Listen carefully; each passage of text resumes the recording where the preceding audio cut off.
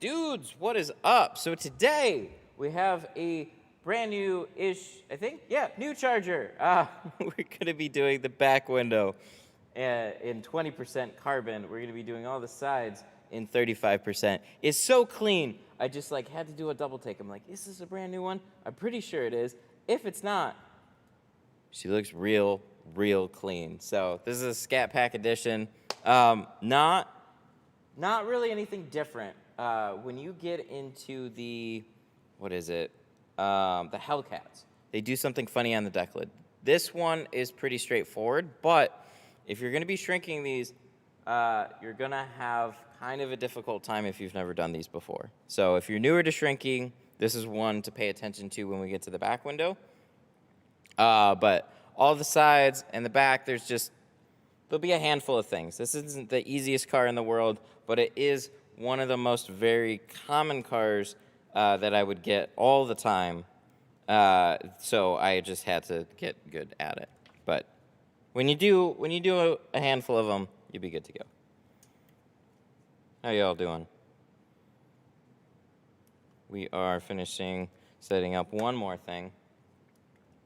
And then that camera is just way wonky, so we're going to put this over here.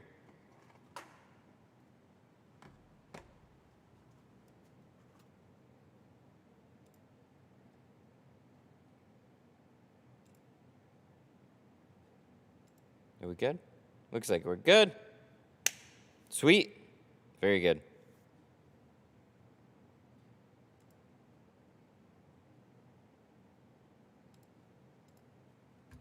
Alrighty. So, we are going to get started here in just a second. It is 10:30. We have about 2.5 hours more to do this vehicle. First half an hour is always setting up. So let's make sure that we have the GoPro all set. And then I think we'd be good to go get started. GoPro. GoPro. See? That's why we do a check. There we go. It did work. Canon. Awesome.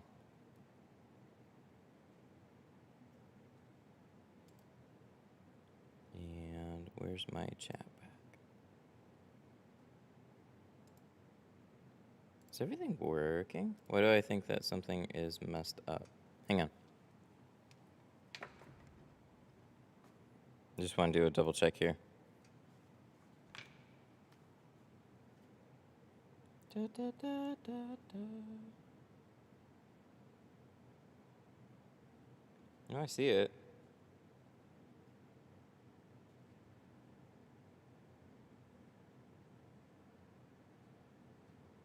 Maybe I don't. Are we public? I don't think this is public, man. Maybe it is. Maybe I'm crazy. I actually can't really see. How do I test this real quick?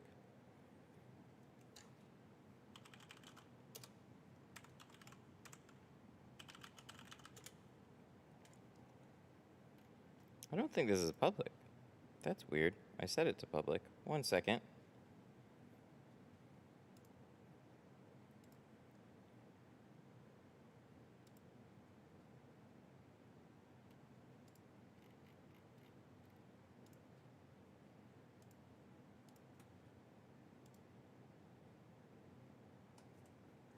There we go. Oh my gosh. Please tell me it actually worked. Should be good now. I was so confused. That was probably one of the weirdest beginnings I think I've ever had. So I did a thing. I still gotta double check.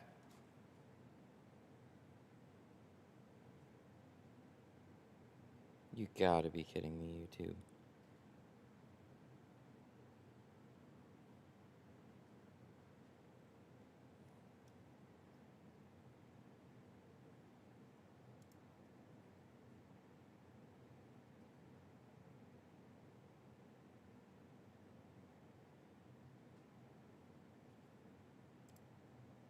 What's up? Are we public now? Yes, we are. Okay, good enough. Jeez. You know, sometimes YouTube is typically fantastic. Every once in a while they confuse the hell out of me. So, I don't know. Something happened. Something happened here where I had an unlisted stream to test something, and then I went public, and it didn't save, so I think we're good now. So, as far as I can tell, it's working. So, I guess we're just going to have to get started here very quickly.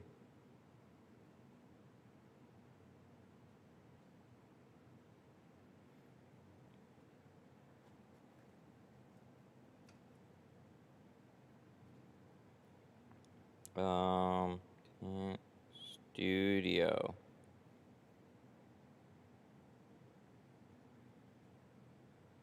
Yep, says it's good. I don't know. There's just a major hiccup with YouTube, so we're gonna just keep on going forward. Yay! All right. Actually, I'm gonna send a link. I gotta send a link too. In a little bit. Let me make sure everything's working first, and then I'll do it. How y'all doing?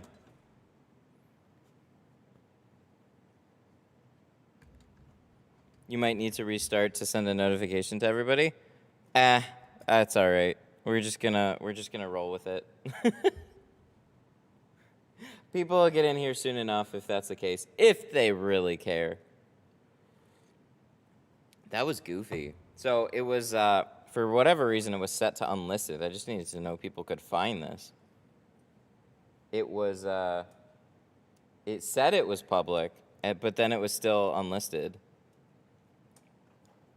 Oh, things are going good. Just you make sure everything's all nice and pretty, and you take all this time to set up. And did we fill our spray tank? I don't know if I filled my spray tank. Hang on one second.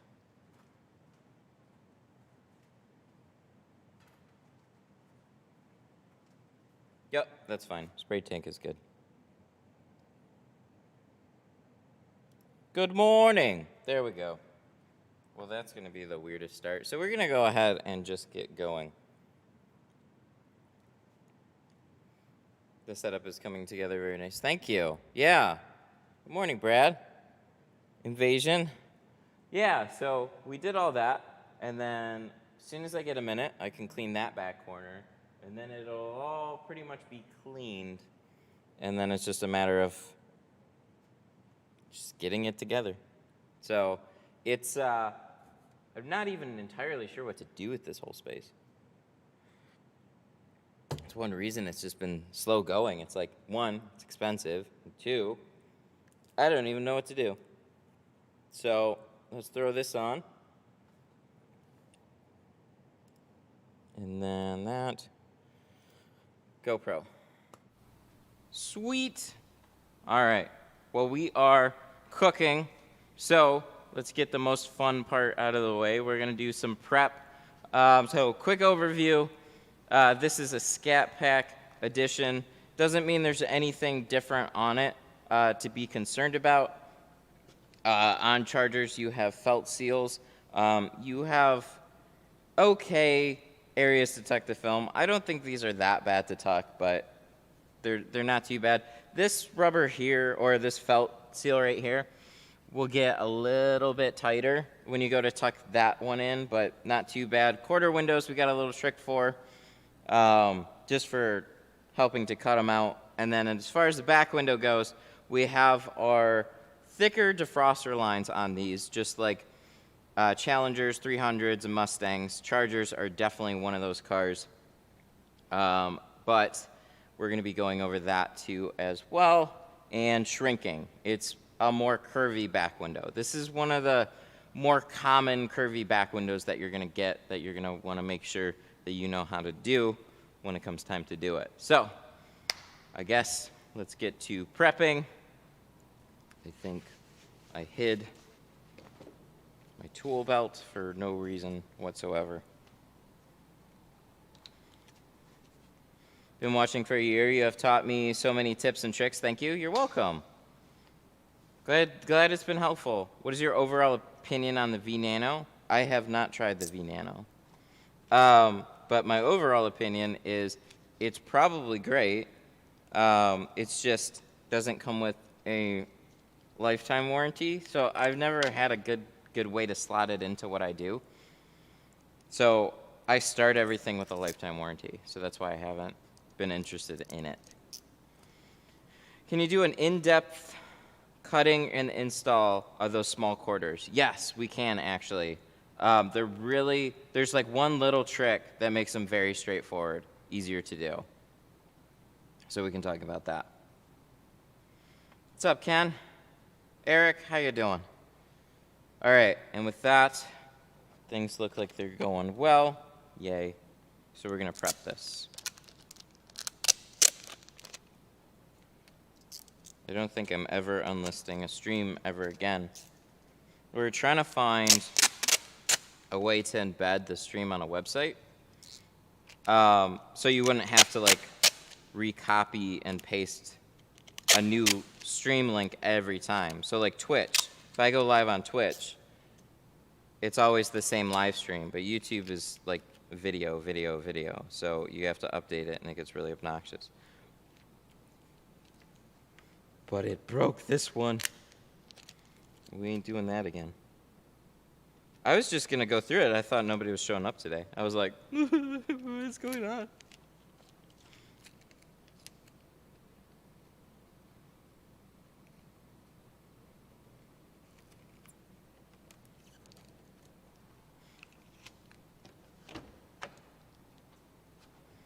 Okay, so we can actually, I was gonna say we can actually lock these.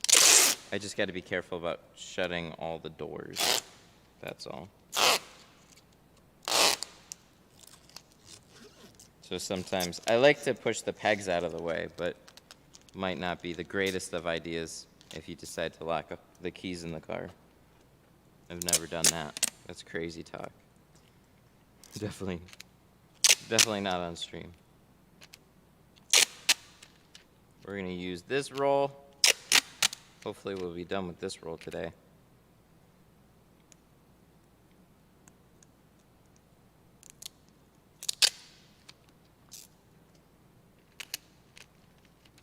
I don't like when tape rolls get to the very end, because you know, like, whatever you're using them for, that's it. It'll be done soon, but it'll fall short of whatever you're doing. Just want to toss it. Oh, you guys. I'm doing well, thank you. I have a couple of appointments today. I have this, and then I got an F-150 for carbon, which is pretty cool. And then I got a couple more tomorrow that I got to do. So we're going to go live tomorrow as well, I think. Do you have the website that sells the Avery Dennison tool belt? I do, actually. Let me get this. So, hang on. Would it be? There we go. Here, I'm gonna give you the link right now, because I am your Google. Oh, let me just search tool belt. There we go. Look at that. I just searched tool and it pops up. Sun distributing coupon code tint stuff. Oh yeah, look at that. Braden, saving this man some money. Yeah, use the coupon code tint stuff to save 10% on that too. All right, now my windows are all screwed up. No, it's that one and that one. All right. Do you need to make your tinting company LLC? As far as LLC, I don't know for sure. I just know that's what the vast majority of people do, so it's probably in your best interest to do it. Limited liability company, meaning that if somebody sues you, they sue your company. so you don't have any personal attachments. So like, as long as your business didn't buy your house, then they can't take your house and other things. I think that's a little extreme, but hey, just do it.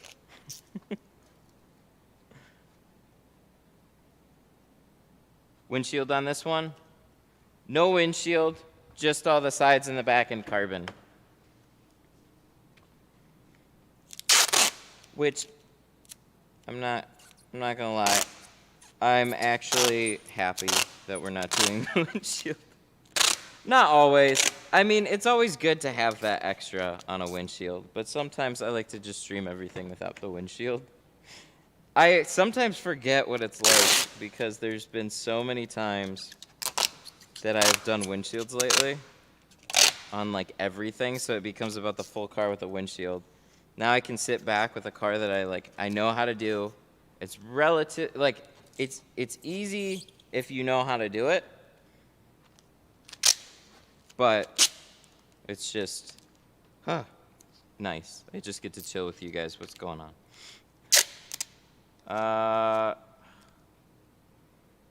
You know, this is the worst right here, because I can almost read that, and I can almost read that, and it's just far enough from both that it's hard to read.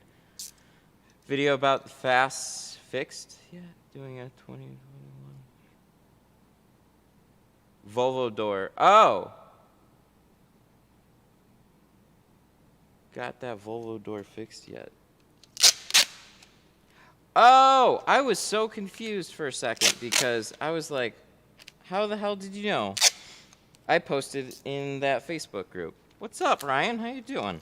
Yeah, no, the issue has not been resolved yet. So, all right, I didn't know if I was going to talk about this or not, but I guess I will say a couple of things. So, there was a live stream that I did recently on a Volvo, and unfortunately, we have a issue with the Volvo. Not something that I've ever seen before, like I've ever had a question about or like been blamed for or something. But basically, we tinted the full car with full windshield, and we did a strip on it, and he's not complaining about the tint, but he has a very slight indent down here, just like a similar type of looking paneling, just with like a little finger indent type thing right in that area. And I was like, what? Really? The bottom of the door? So, brings up a great thing to talk about. You know, because we run a business here. We do the very, very best that we can to keep cars nice and clean, safe, and, you know, we have to get in and out of the vehicle, but we're spraying water, we have squeegees, we have some tools. We have to interact with your car to get it done. That's just the way this business goes. So, unfortunately, I'm being blamed for calling whatever that is. I'll have a picture of it. Maybe make this into a video. Being blamed for whatever that is. So, it's just, I don't know. It threw me completely off guard. But I'm trying to do what I can to resolve something like that. We have no evidence that I caused damage. It's hard to even tell if it is damage or if it's like a factory imperfection. It looks slightly different from the rest of it, and it could be blamed as like an imprint or something. So that's where I'm like, you know, it's hard to say. But the thing is, he's got a problem, he's got a concern, and I was the only other person, so he says, to touch the car. So basically at that point, super chat. Thank you. Thank you for that. That was fun. Rodney Rodriguez super chatted 99 cents. Rodney, thank you so much. I appreciate that. Oh, see, we're getting distracted. We forgot to tape that one. So yeah, it's kind of like, what are you gonna do about it? And we're currently in the middle of trying to figure that out. So I don't know. What I said was, see about getting it serviced, and I want to help you resolve the issue, and I can help within reason. It's like, because the first thing he came back at me was replacing the door panel, and it's like, okay, you have like a mild thing. Like, I don't think it's gonna take replacing the entirety of the door panel to fix a little indent on the paneling. And when I say little, man, it is.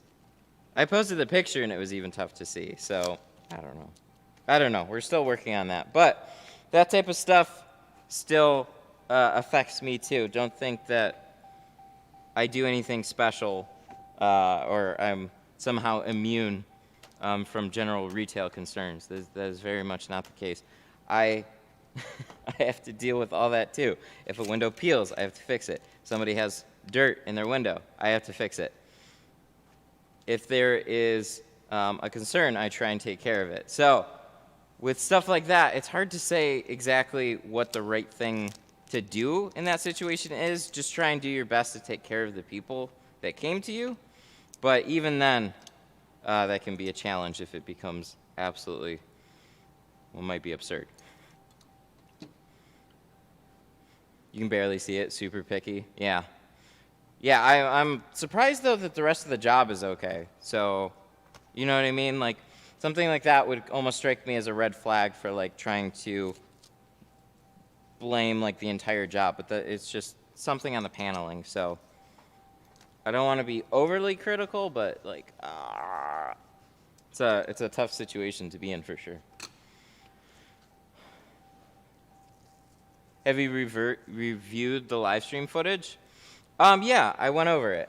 But it's hard to say because it was the passenger front door. So, like, we had to do the full windshield with a strip.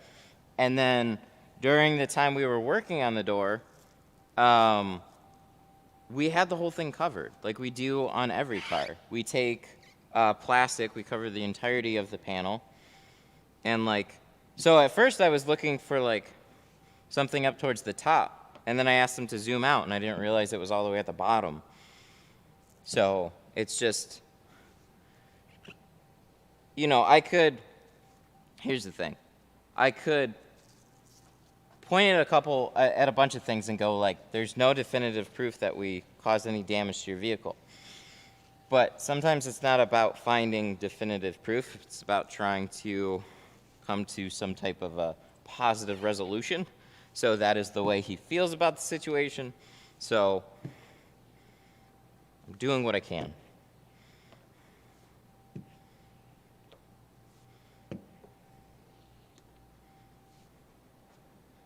So we'll see. I don't have super high hopes, but yeah, not fun. Is $750 for ceramic all around plus the full windshield too much? No, not at all.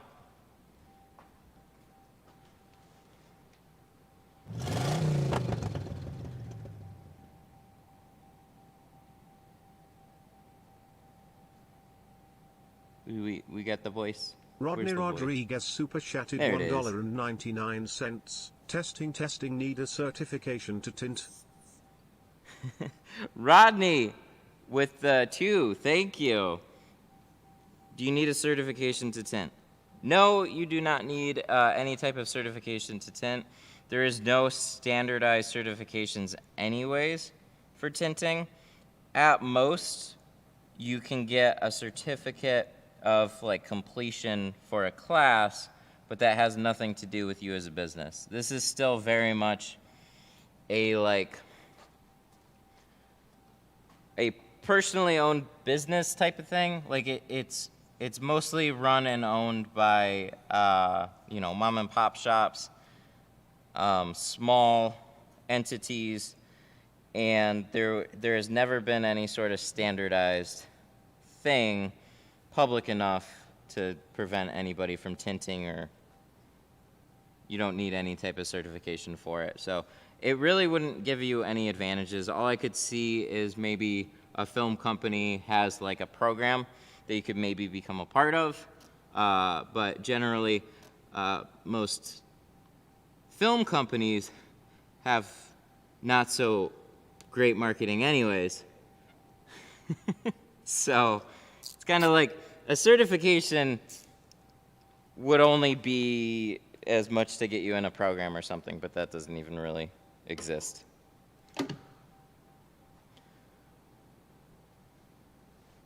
Should take the brake light out, 2 10 mil bolts. So I'll leave these ones in because it's got that nice ceramic border. 2 10 mils. I know like they're far enough back to kind of be a pain to remove.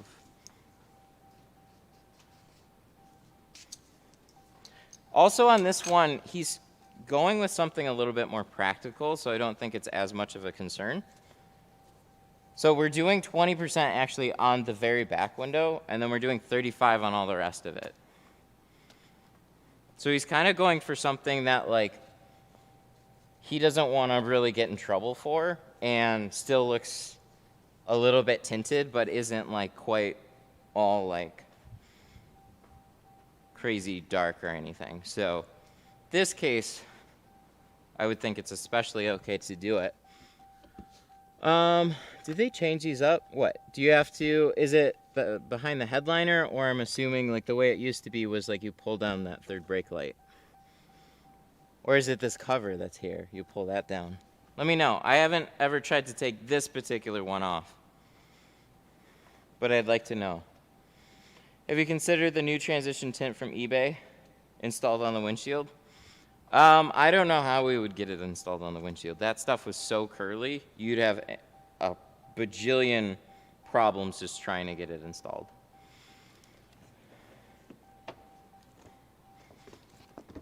Pop the headliner down. So there was like the little cover. You see that? There's this little cover here. So do you remove this part first, or is it from like the sides, the whole thing? Because this looks like a separate piece.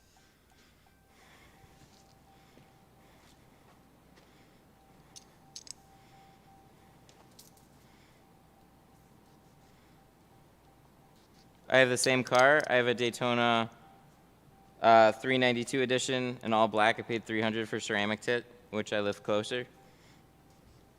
That would be cool. Yeah, I'd love to tint it. $300 for ceramic. That's a hell of a deal. Depends on the ceramic that you got, though. We're doing $320 for carbon, no windshield.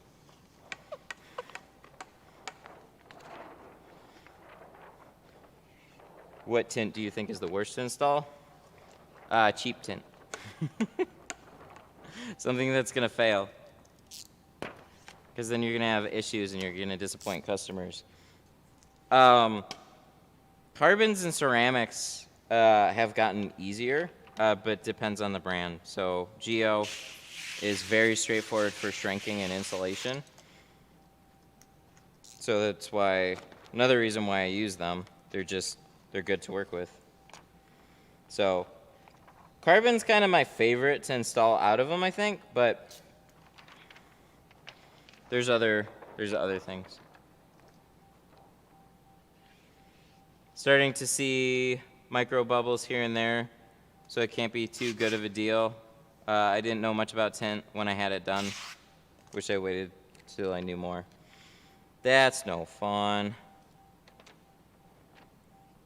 Yeah, unfortunately, a lot of guys giving you like a hell of a deal on tint typically also bleeds into their work.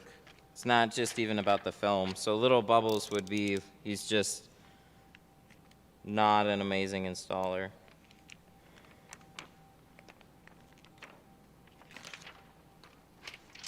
So it's not the same as like I bought a TV, unfortunately.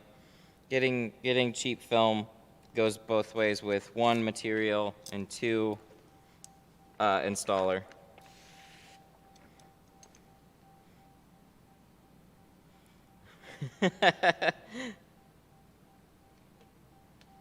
I asked about getting it removed. Holy shit. They wanted to charge me $500 just for the removal, saying it'd take a week for it to be removed properly.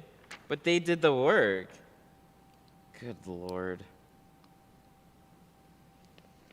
That's under them. That's just, good God, I can't believe some shops, man. That irks me a lot. Because, like, you know, I've had a handful of people come here. I had this one guy, we redid a back window for him. But when you get a bad tint job, it becomes expensive real quick. So if you're not just okay with what they do, a lot of time what can happen is, like somebody in chat said, yeah, they'll charge you to try and do it, or they'll make it a big pain for you to try and redo it because, 1, they don't really care, and 2, it's all about high production. So when you have to do a removal, that just, oh man, they suck. They take a lot of time. They're not super fun to do, lots of glue that has to be cleaned. So you can easily get 2 cars done in the time, 2 cars or more, in the time that you can do 1 removal. Like just the removal portion.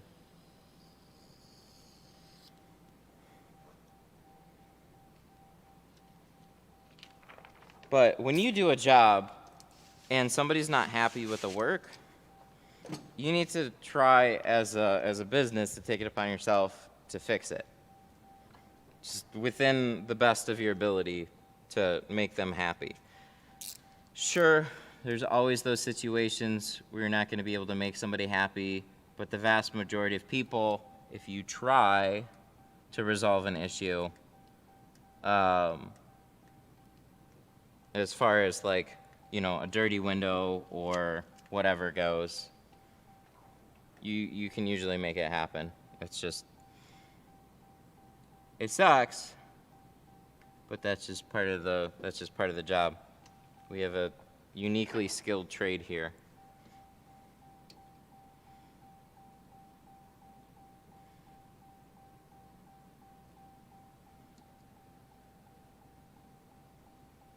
Wow. Yeah, so I had this one other guy come in with just for the back window on an Audi.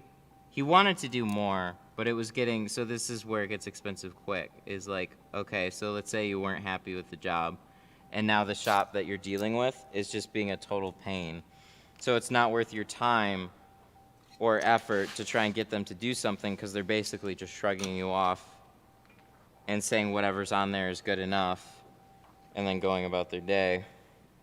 So then you go to another shop. Well, let's say you went to one shop, bad job, then you came to me. What would I tell you? Unfortunately, I don't know what film is on that car. I don't know, it doesn't matter if it's been on there for a couple of days or a year or 2 years. It can still be an incredible pain to remove from the car. If it pulled clean, no issues. I just charge you what it takes to tint the car at that point. But more often than not, a lot of films will leave glue behind. So then the removals is 1, you're removing the film, 2, removing the glue, and then you're just like sitting there scraping. And they already had a bad job, so they're looking for imperfections, and you want to do as good of a job as you can.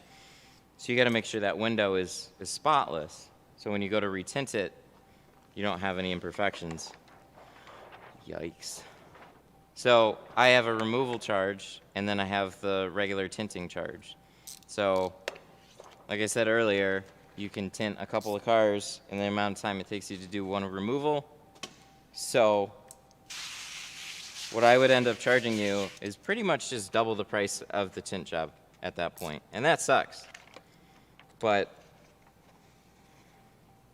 I don't really know what else to do. I have other cars that want to be tinted too, so it really sucks. You can try and do your own removal though. Just take time. Does this job include windshield? No, no windshield.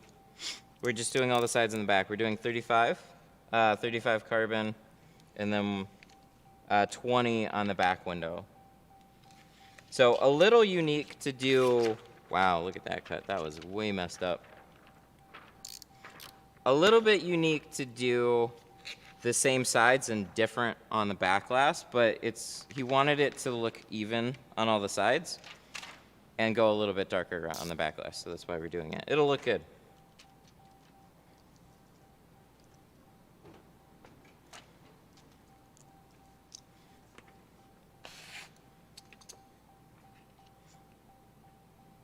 So when you're double cutting, sometimes when you press the film against the side seal, it's thick. So you can't always tell where that edge is, and that one just trailed away from us. So the good news is that was the first cut that I did. So I was able to just shift the whole thing farther over to the right, recut it, and then we're good. Down, down, down.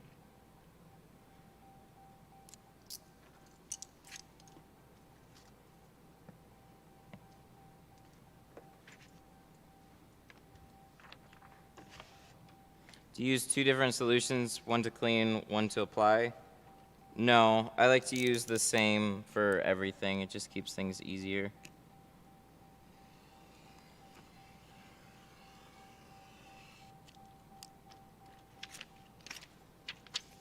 You definitely could, but I've never really seen like a reason to, so. Do you still miss working from home, or are you more settled now?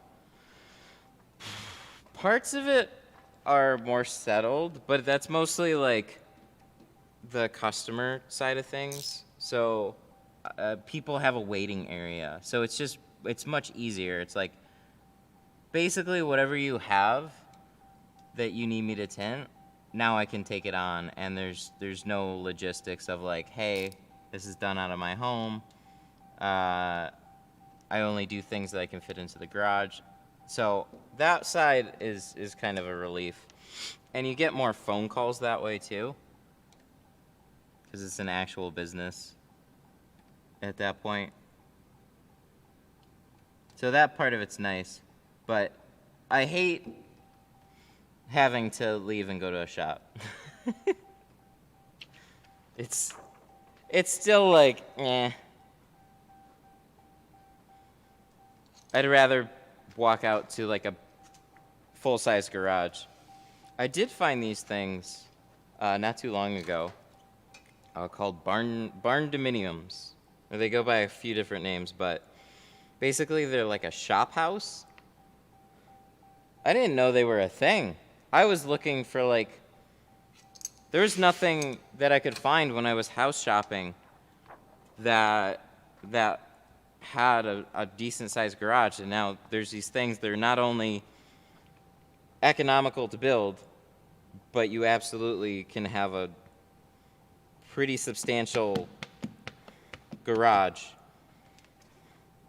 So sign me up. One day, that's what we'll do. We'll get a barn dominium built, and then that'll be the new studio.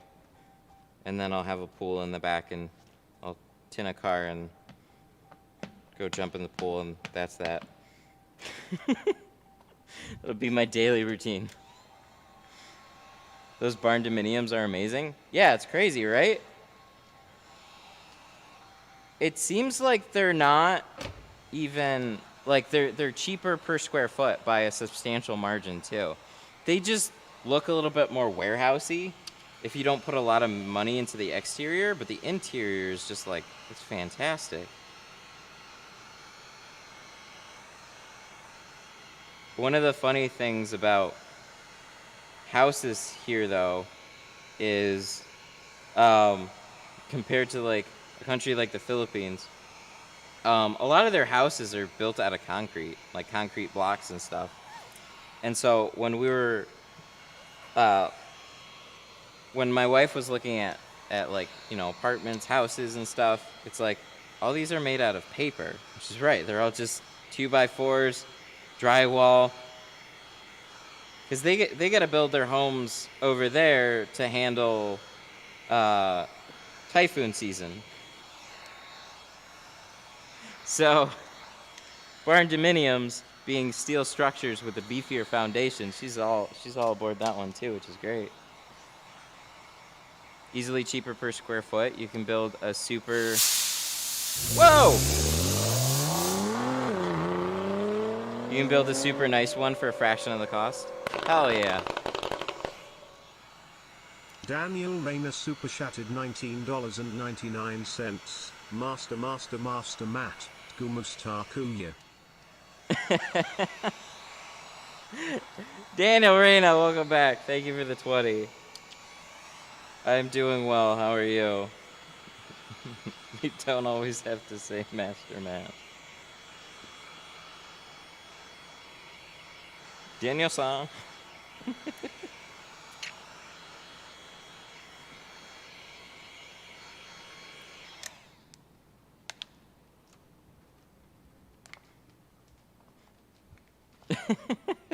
Does anyone consider the Mercedes E-Class age appropriate for somewhere in their 20s?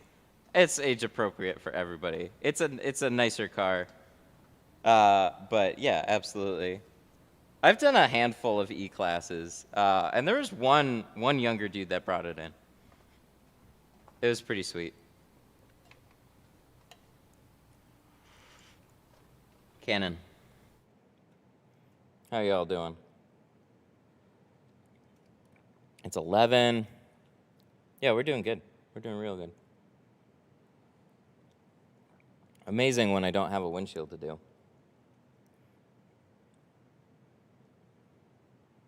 So it looks like everything's working. That's awesome. Whoa!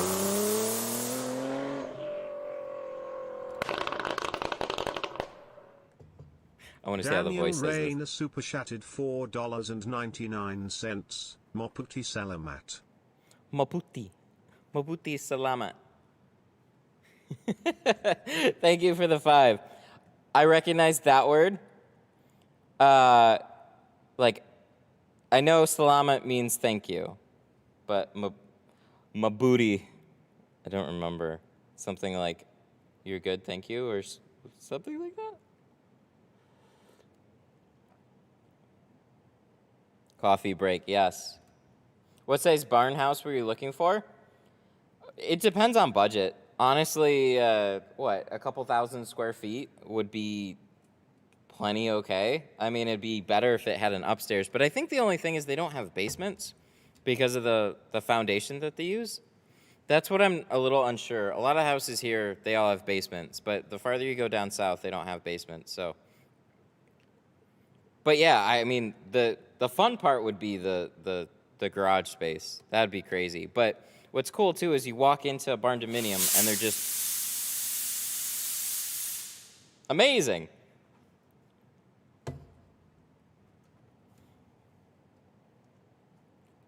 Rodney Rodriguez.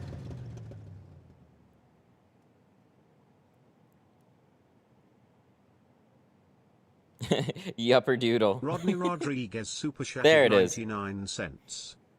Thank you for the super. I appreciate you. Thank you for the super sticker. 60 by 42 story, you can have a poured foundation. Yeah, I just found them like a week and a half ago, really. So it was like I'd have to approach a builder and just kind of figure out where to go from there. But it ticks so many boxes because the other problem with house shopping is all these houses, they're built with regular sized garages or double garages, and they're all, you have this much space between every house. It's all about subdivision communities with just packing in as many houses. So even if you're spending over $500,000 on a house, you still can't hardly get any yard space. because the new housing developments, they're all just, everything's so jam-packed. I have a cool floor plan I found online if you want me to send it. Yeah, that'd be great. Send it to, where should I send it? Matt at DetroitTintStudio.com. I should be able to see it there. What tint solution do you use? Oh, okay. So, tint solution, real quick. These guys right here. This is what you always see me use for the last forever. So, it doesn't have to be purple, but Johnson Baby Shampoo. This is calming shampoo. Oh, I guess that is called, I just noticed it's called calming shampoo. Anyways, there's like the cheaper one that is a little bit thinner. I get the more expensive one that's thicker. Johnson Baby Shampoo and then Dawn. Mix them together. About a quarter of this, 3/4 of this, always more of this, and then a squirt of that, and it seems to help a lot.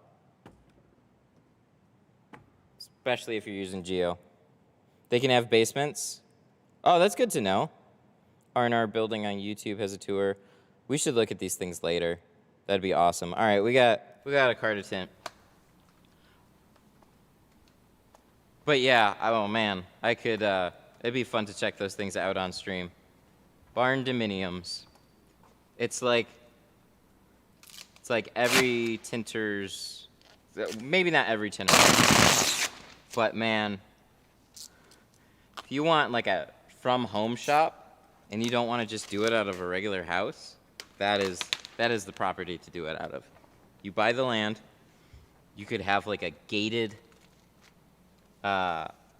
house.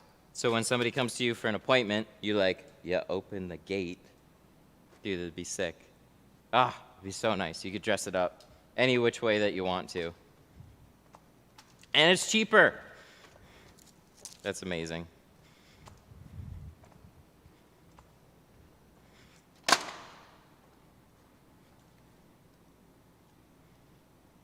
Baby shampoo gives me headaches after the end of the day. I'm sorry to hear that. Look for a couple of other soaps. People use other soaps, and then there's also a couple of tinting solutions. These ones aren't as slippery, per se, but Tint Slime Ultra, I like that one. And then there's also Fusion All-Type. Those are like the actual tinting solutions, but there's still reasons I don't. Matt at DetroitTintStudio.com. Correct. One monthly payment covers rent and business and shop. So, exactly. Like, what's crazy is, like, I'm throwing so much stupid money at rent every month just to have a shop. And if you don't really want to have a shop, it hurts. So you have your house payment, and then you have your shop rent. And then imagine just combining both of those together. Imagine the type of property that you could have. That to me is what really gets me. Is like, oh, for what I'm already paying, I could have something that I absolutely love to live in. But instead, you have to like split it up. So having your own property would make it way more possible to do.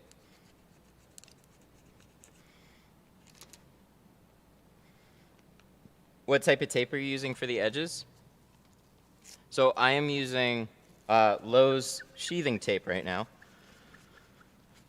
We were using tuck tape, not duct tape, tuck tape. Which is an amazing solution. We were just playing around with some different options. So tuck tape is great. Any type of sheathing tape really seems to be very, very good. So if you're gonna use a tape for the sides, get some type of a sheathing tape. They have slightly different adhesives from like a packing tape. They have, I guess, an acrylic adhesive. So they stick way better and they peel clean. So it's thin, it's water resistant. So we can tint a full window. We can even remove tint, and then it all looks good. It all peels good. I live in Wisconsin. We have a few barn houses by us. Man, they're awesome. That's what I want to do.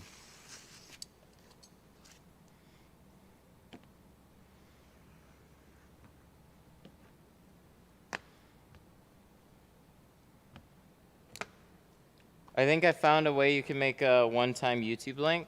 Yeah, send it to Matt at Detroit Tint Studio. That'd be great. There was a solution I thought I found too. It was like a YouTube live link and then you replace it with your channel ID. We couldn't get that to work. I should ask Restream though. They would know.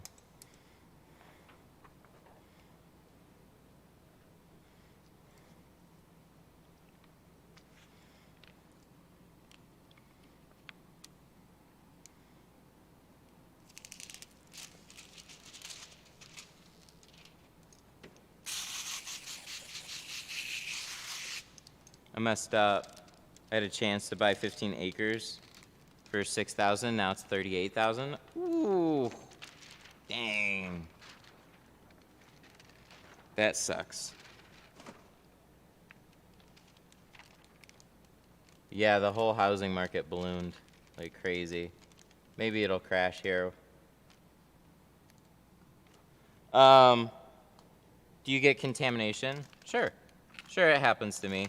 It doesn't happen near as much as it used to, but every once in a while I'll get either a hair or a handful of little speckles that I'm not happy with. Yeah, the best thing to do is to just redo it. Sometimes on back windows and windshields, we will absolutely try and remove like a small hair or something because it's a little different on a back window. On door windows, it's a lot more challenging to remove something because all the film is being tucked into the sides. So unless it's easy to get to, you're not going to, you're not really going to be able to save it because when you peel the film back, it'll usually suck in extra dirt. So you can also touch up small specks too. Like it's very normal to have like, you know, a little speckle here or there. You can heat it up and you can press it down.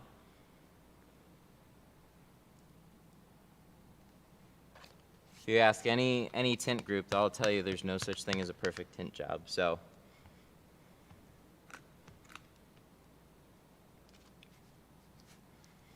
have you seen the pictures of my tint studio?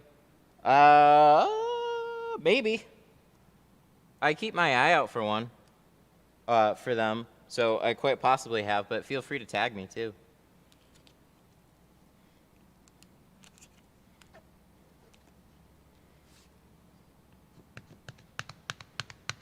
Are you streaming over the GoPro? We used to. We don't do that anymore. We use the GoPro, but we have a wireless HDMI transmitter. So anytime I walk in front of the camera, you'll see a giant bunch of tack on my head. There's just a lot going on here. So basically, GoPro is in a media mod. Media mod goes to HDMI out. HDMI out goes to HDMI in on what is called a Hollyland wireless transmitter. And then you got to pair that with a Sony LP battery and power everything. And then that goes to a wireless receiver on the computer. Wireless receiver goes to an Elgato capture device into the computer, and then you pick it up through OBS. That's actually a really straightforward way of doing it too. It's just now the technology is smaller. before this wireless HDMI transmitter, we were doing something called RTMP streaming.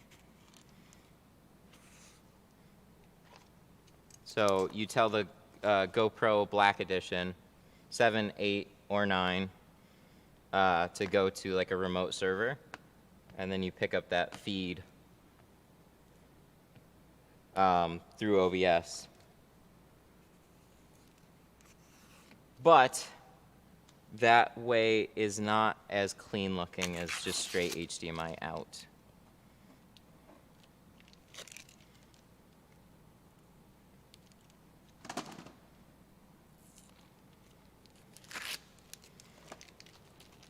Oh, I'll wait for that to pop up. Right, quick. Oh, come on. There we go.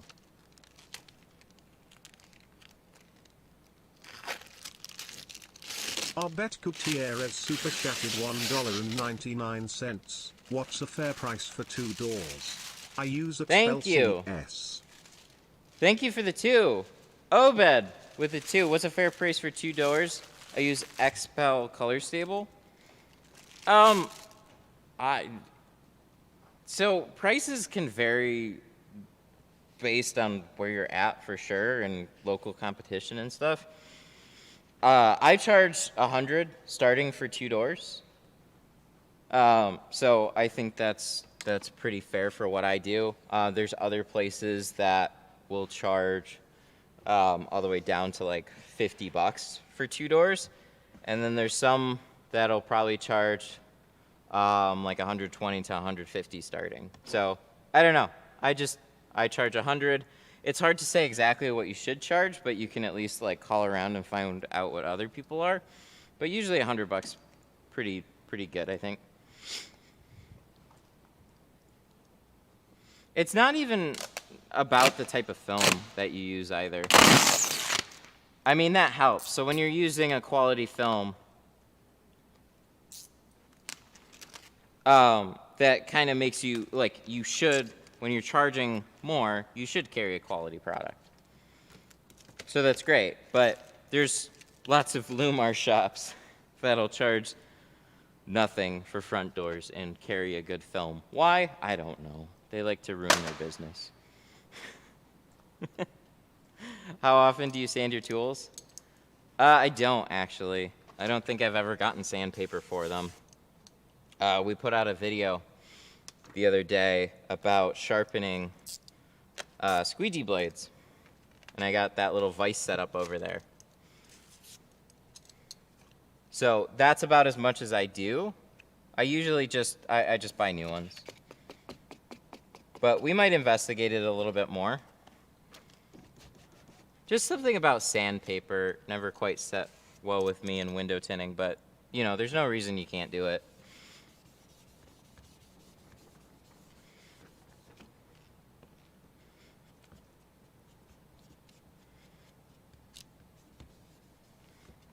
But there were a few suggestions in that video to, what did they tell me? They told me to sand my squeegee.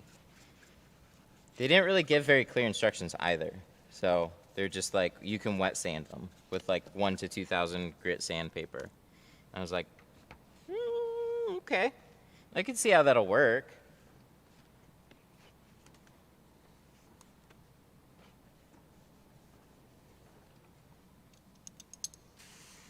So we might actually try a couple of different ways to sharpen a squeegee, based on the comments that we got in that one. I think it would be a really fun follow-up, actually, because there was somebody who's like, you don't need that vise. You made it 1,000 or 100 times more complicated.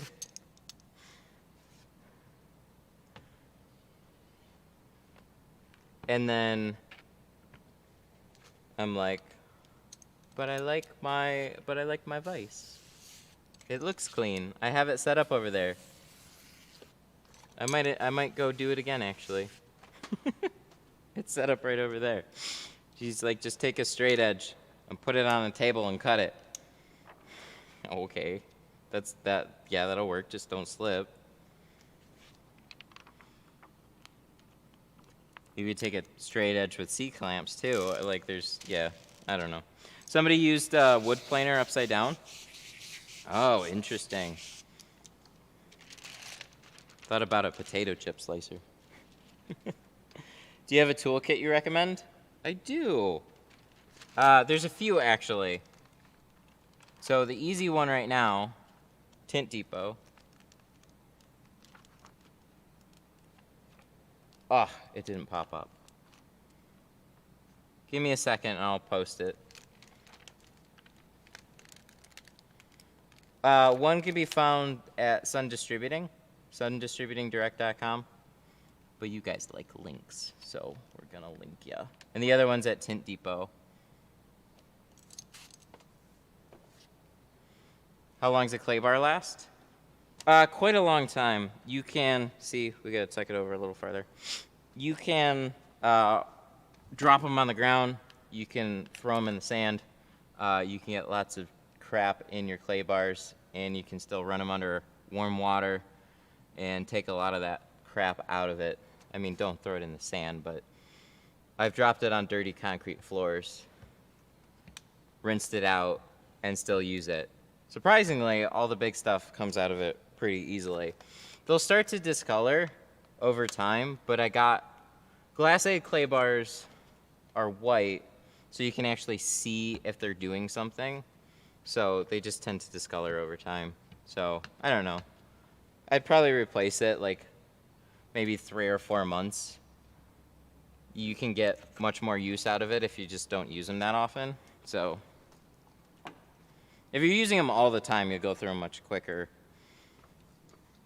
But still, like, get a handful of months out of them before you probably feel like you might want to replace it because it's looking kind of grody.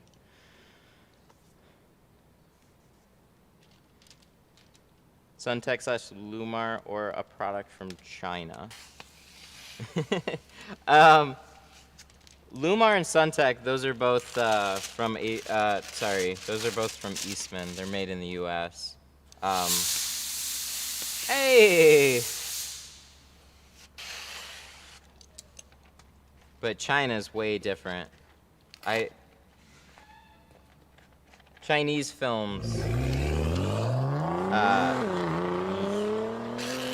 you don't know how long they're gonna last, unfortunately. Angel Centeno super chatted $4.99. Angel with the 5, thank you. I really appreciate that. How you doing? Glad to have you. What's up, Matt? I'm here. What's up, Jorge? How you doing? Good to have you too. Ordered 3 felt cards and was finally able to do a rear Corolla window without creasing it. Oh, nice. Did that help? Was it the felt cards that actually helped? They're definitely a little bit more forgiving when you're trying to press everything down.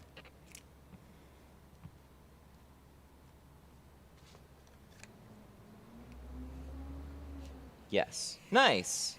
That's awesome. I'll have to remember that. So if other people ask, I can say it helped somebody. Super difference. That's cool.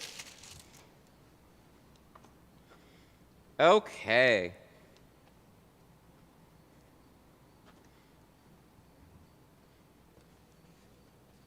I cut my clay bars in half. Yeah, anything to extend the life out of them. I usually put mine in warm water. Dang! I was looking the wrong way, I'm sorry. Damon Morley super chatted $7.35. Matt, love your work, doodle. First time catching a live stream. 1:30 a.m. here in Melbourne, Australia. Whoa! Damon! Damon with a 10 Australian. Matt, love your work, dude. First time catching a live stream, 1:30 a.m. here in Melbourne. Wow. Melbourne, Australia, 1:30 a.m. What a time zone difference. Thank you so much for the 10. I really appreciate it. Good to have you. Way to stay up late. That's so unfortunate, too, about living in Australia. It's when, like, it's so opposite time.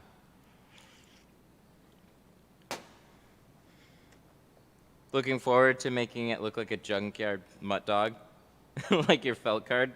Love a wore out felt card. Yeah, so this is all right. Yeah, so this is what a old felt card looks like, and this is what a new one looks like.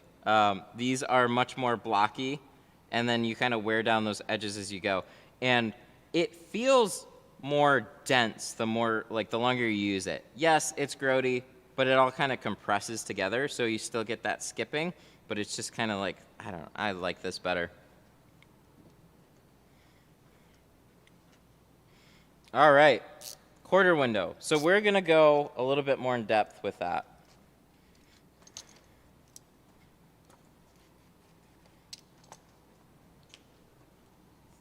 Dodge Charger quarter window. They're not super complicated, but there is a little trick to making these much quicker and easier if you're hand cutting. So you have a nice straight edge here. You have a nice straight edge here, and you have a ceramic border here. That's all well and good.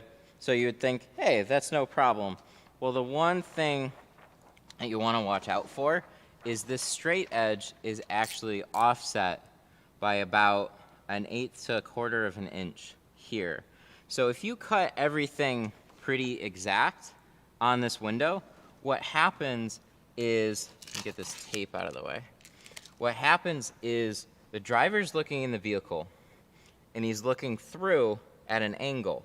So if you tint straight on, they're looking through at an angle, and if you didn't cut it wide enough, you're gonna have a light gap just straight through. And this was one of the most annoying things because you got a little bit more room on the sides here and not quite as much room up top, but you have room to tuck it down at the bottom. So I saw somebody do a thing a while ago, and I've been doing this ever since.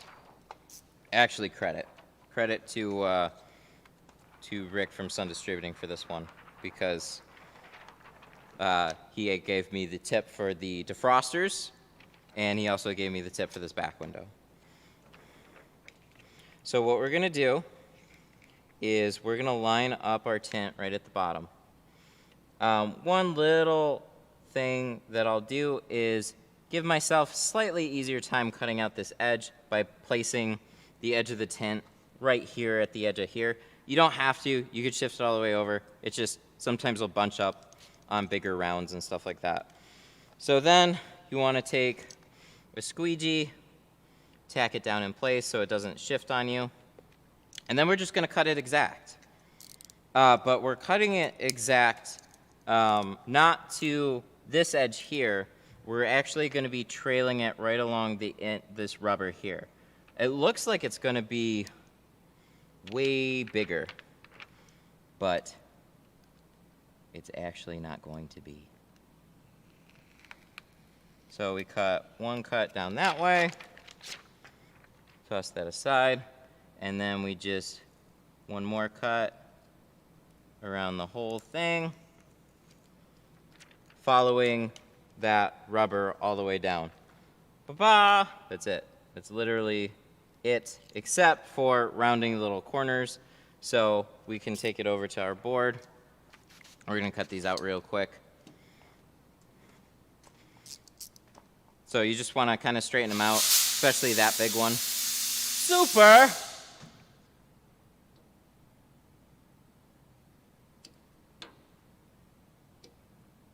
That one. And then we're gonna straighten out this to follow that rubber.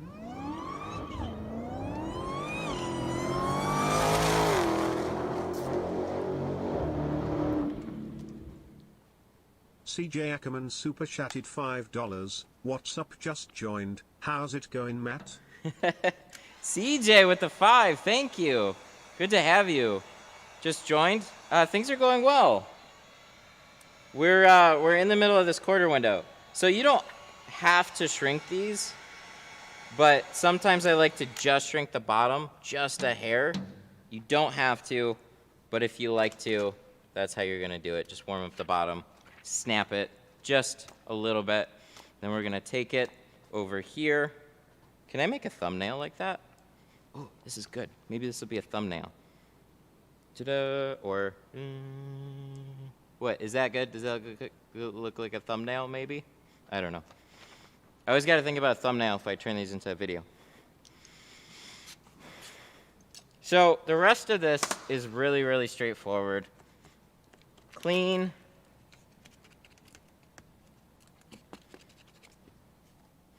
Clean. You can clay bar. You can scrub. So it would be smart to kind of scrub towards the top right in here. Because that's where, like, if you go to wipe it with a towel, dirt can build up there.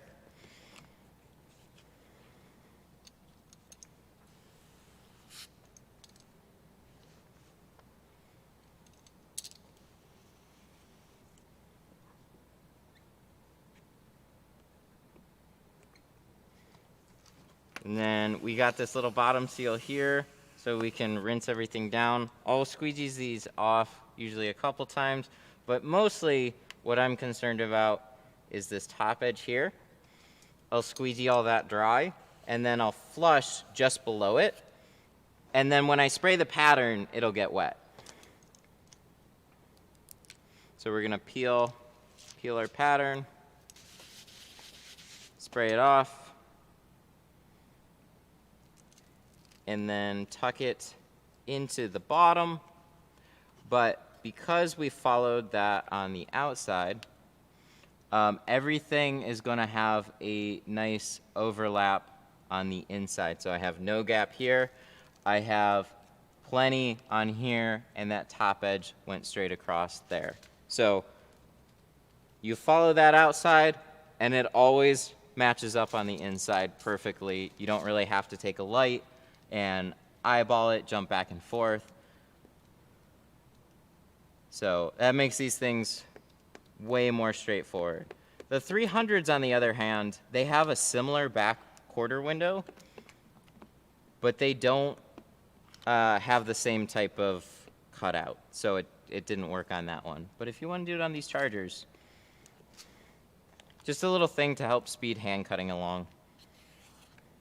Everything else is very straightforward. I just don't want to see anybody from here have gaps at this angle. I don't know how many times I've seen somebody else tint one of these and there's a gap. They think it's fine. No, it's not. Drivers, they look back through this window and then they see a gap. That's not acceptable. So thank you for watching. If you have any tips for these, please leave them in the comments down below. Any criticisms too. And yeah, I'll see you guys in the next one.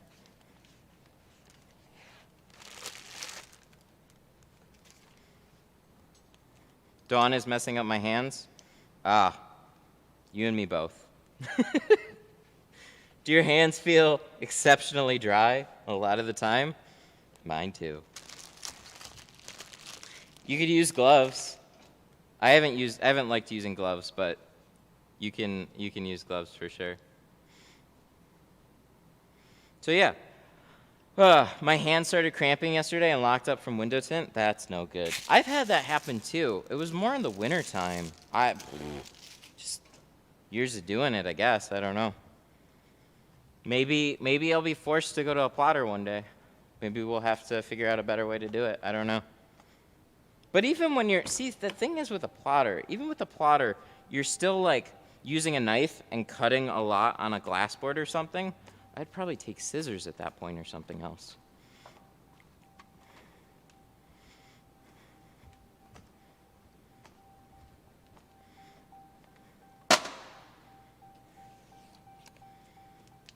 But yeah, I'm getting older too.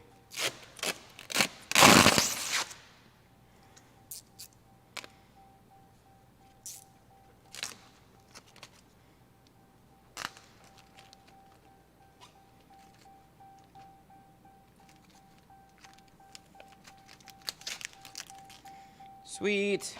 Now we get a little ding ding. Since using a plotter more, my hands hurt a lot less.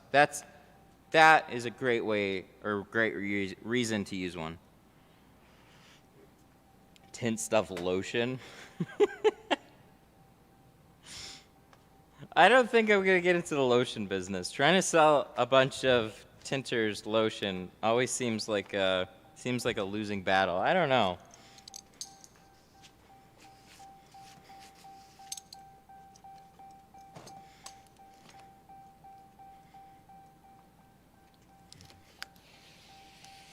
Plus, there's like 5 million different types of lotions. Working Hands was a pretty good one that I would use, but I had to use it very consistently. But it was one of the better ones that I used. There's a lot of lotions out there that don't do much. But Working Hands was one of the ones that actually felt like it was restoring some type of moisture.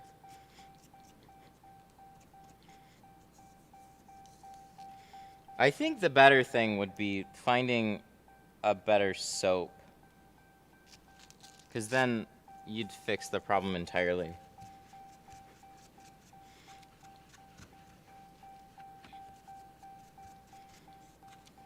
Tap water?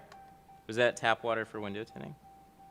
I use tap water, but I run a filter off the tap water. I have a pretty simple thing for it too. There's just like, you can get like RV carbon filters and stuff like that. So there's just like carbon filters that you can put on your faucets, or you can go get like jugs of filtered water and stuff like that too. I've thought about doing that, like having a company run by with the new like big old massive water jugs. If we could have like a quick dispenser on it, I'd probably get one.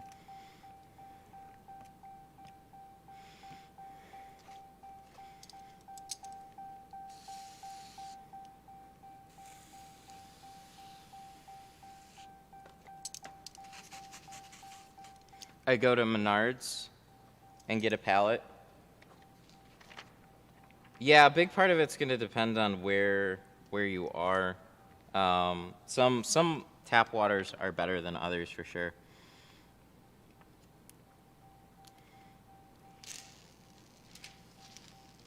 That would be cool to have some type of a fill station. It's just got to be fast or easy.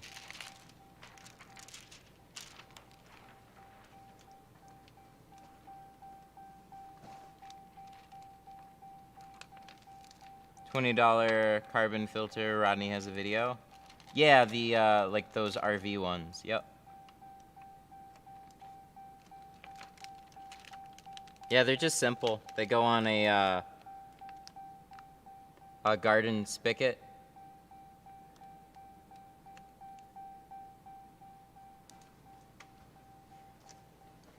"100 years, he knows a little." Yeah, he knows a lot. He's been around for a long time tinning.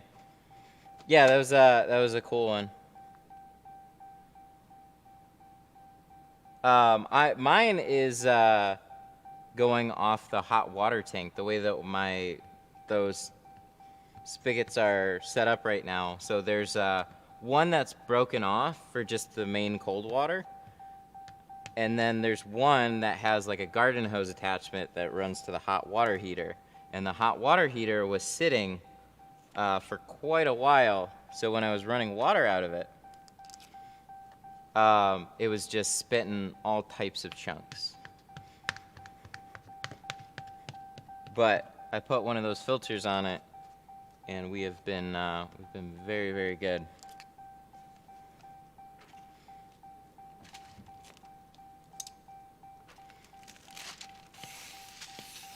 I want to tint my sister's car. What tint should I get? That's a good question. Really, that is a good question. I always suggest going to like Tint Depot. You can find some more budget-friendly starter films there. Stuff to practice with. If you just want to tint somebody's car, There's going to be a couple ways that you can do it. You can either take the hard route and learn how to do it all, and then, but you're going to kind of want to start tinting more than just the one car. So the other way to do it is buying a kit and trying that route, but even kits are still kind of difficult because you got one shot go.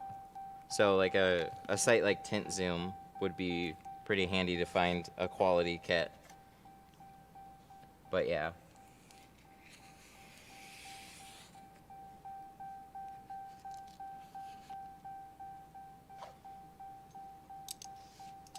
It's not a super straightforward answer. Depends on if you just want the one car tinted, that's where I'll usually suggest to take it to a place. But if you want to get your hands dirty with it all, Tint Depot's a pretty good one. Oh, I was supposed to post a link to starter kits. Oh, we forgot. Do you still sell the green bean squeegee? Yes, I do. I just haven't used it very much lately. I went tool shopping, so I bought a whole bunch of other stuff, and I get questions about so many things, so I've been playing around with some of the Fusion turbos, and I hated the yellow turbos. I think the yellow turbos are just the worst, but the Fusion ones, those are actually good. What I didn't like about the turbo was that it would always leave streaks behind. But something with a good mold apparently fixes it. Are you doing the belt sander video? So I played around with it a little bit more. And I need to find a couple of different belts, I think, for it. Because it was going very well, and then all of a sudden it started to not go as well as I thought. So give me some time with it. We're still playing around with it.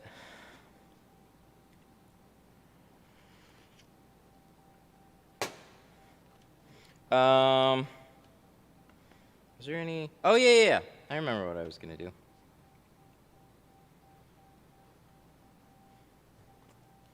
Oh, let's go to this one. Canon. I know what I need to do. I need to make a desktop too. Oh, I need to fix my aspect ratio. So, Sun Distributing and Tint Wiz, Tint Depot.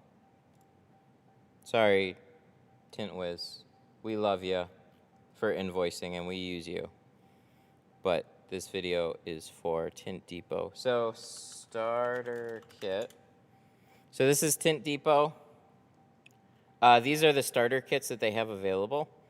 So I'm going to go over actually the differences between these starter kits real quick because we have some time. And then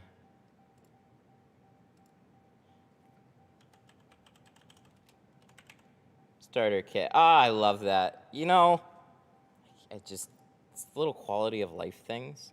When you start typing and you get results near instantaneously with pictures of what you're looking for, and you don't even have to search exactly what it is, it just makes your life so much better. Okay, so, what did we just do there? Let's pop it in there. All right, let's just go one to the other. All right, so 2 starter kits from companies that help support this channel. If you are looking to get into tinting and you're not sure what to buy, Tint Depot and Sun Distributing Direct.com or tintfortools.com, they have put together starter kits for you guys. And there's going to be some differences here. So some of the Tint Depot ones, they actually have rolls of film that you can pick and add with it. So these tools are going to be pretty much what you see is what you get. They're decent enough for what you need to do. They'll save you some money. So if you want to go a slightly less expensive route, I think these kits are still decent, but you're gonna notice some differences. So, for example, a couple of these are like, you got a hard card. This, I don't know if I would use it necessarily. You have a nice little turbo here, a good handled squeegee. That's good. A little thing to touch it up. This I would probably swap out for something else, and that's kind of what we're gonna get into with the Sun Distributing Kit. So, what's cool about the Sun Distributing Kit is that this is really like, it is a starter kit, but this is more professional grade tool starter kit. So it's not going to be quite as cheap, but what's fun is you get to pick what goes in this kit and save some money too. So like the tool pouch that I use, for example, is the Avery Dennison tool pouch. For whatever reason, everybody has this Ergodyne pouch with like a ton of pockets on it, but it's too wide. It's not great. I don't like it. It's inexpensive, but I don't like it. So you can swap that out for the Avery Dennison pouch. The knife, NT Pro A1 Red Dot, that is what I use. I would highly suggest that. Replacement snap blades. So these are the blades that go in that knife. The NT ones or Olfa, both of them are great. You want stainless steel ones. So I typically go for the NT. They're a tad bit sharper. Fusion shorty handle, yes please. There's the Fusion handle long, shorty, and I think the Fusion 5 handle might be in here. No? Oh, but anyways, the shorty handle, that's what I use. Go with that one. So other things that I use, squeegee blade, what would I recommend? Here you could pick a whole bunch of different stuff. The Orange Crush, the Flat Out, or the Blue Max, I'm actually going to get them to add the hybrid to that as well. But out of these three, I'd probably pick the Orange Crush, just out of these. I love the Flat Out, but for starter kit, I'd probably pick an Orange Crush, a good middle-of-the-road one. Blue Max will nick up pretty fast on you, so you need a way to trim it. So I would go with an Orange Crush, but I'm going to get them to add the hybrid too here, so just wait for that. Choose a size. Oh, dang, look at that. So go with a 5-inch style, beveled or cropped.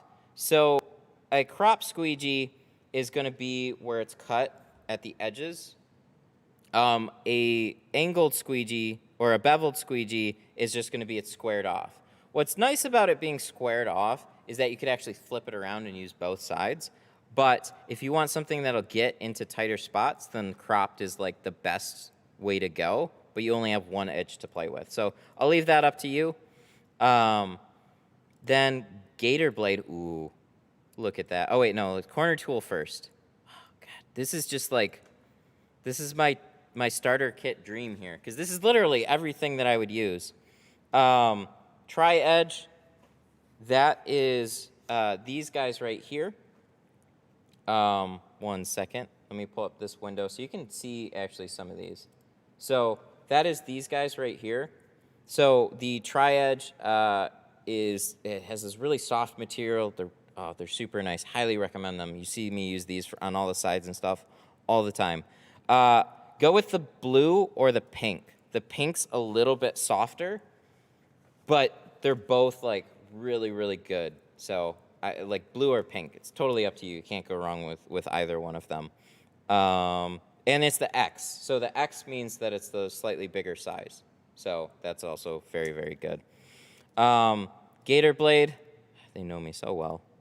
Gator blades, I like those over little chiselers. You can use them for scraping, and you can also use them for touch-ups. So when we go back to here, I don't want to, I did realize I was away from the window for a second. So we went from corner tool to gator blade, red or yellow, they're actually the exact same. So I don't know. I got the red one, but I used the yellow one forever. There's no difference. They're just different colors. I don't know why they changed it to red. They need to make a different color other than red or yellow, though. I'm sick of those. The shank, please choose an option. What do they have for us? How many do you want? Just go with 10. Okay, so you don't actually need 10.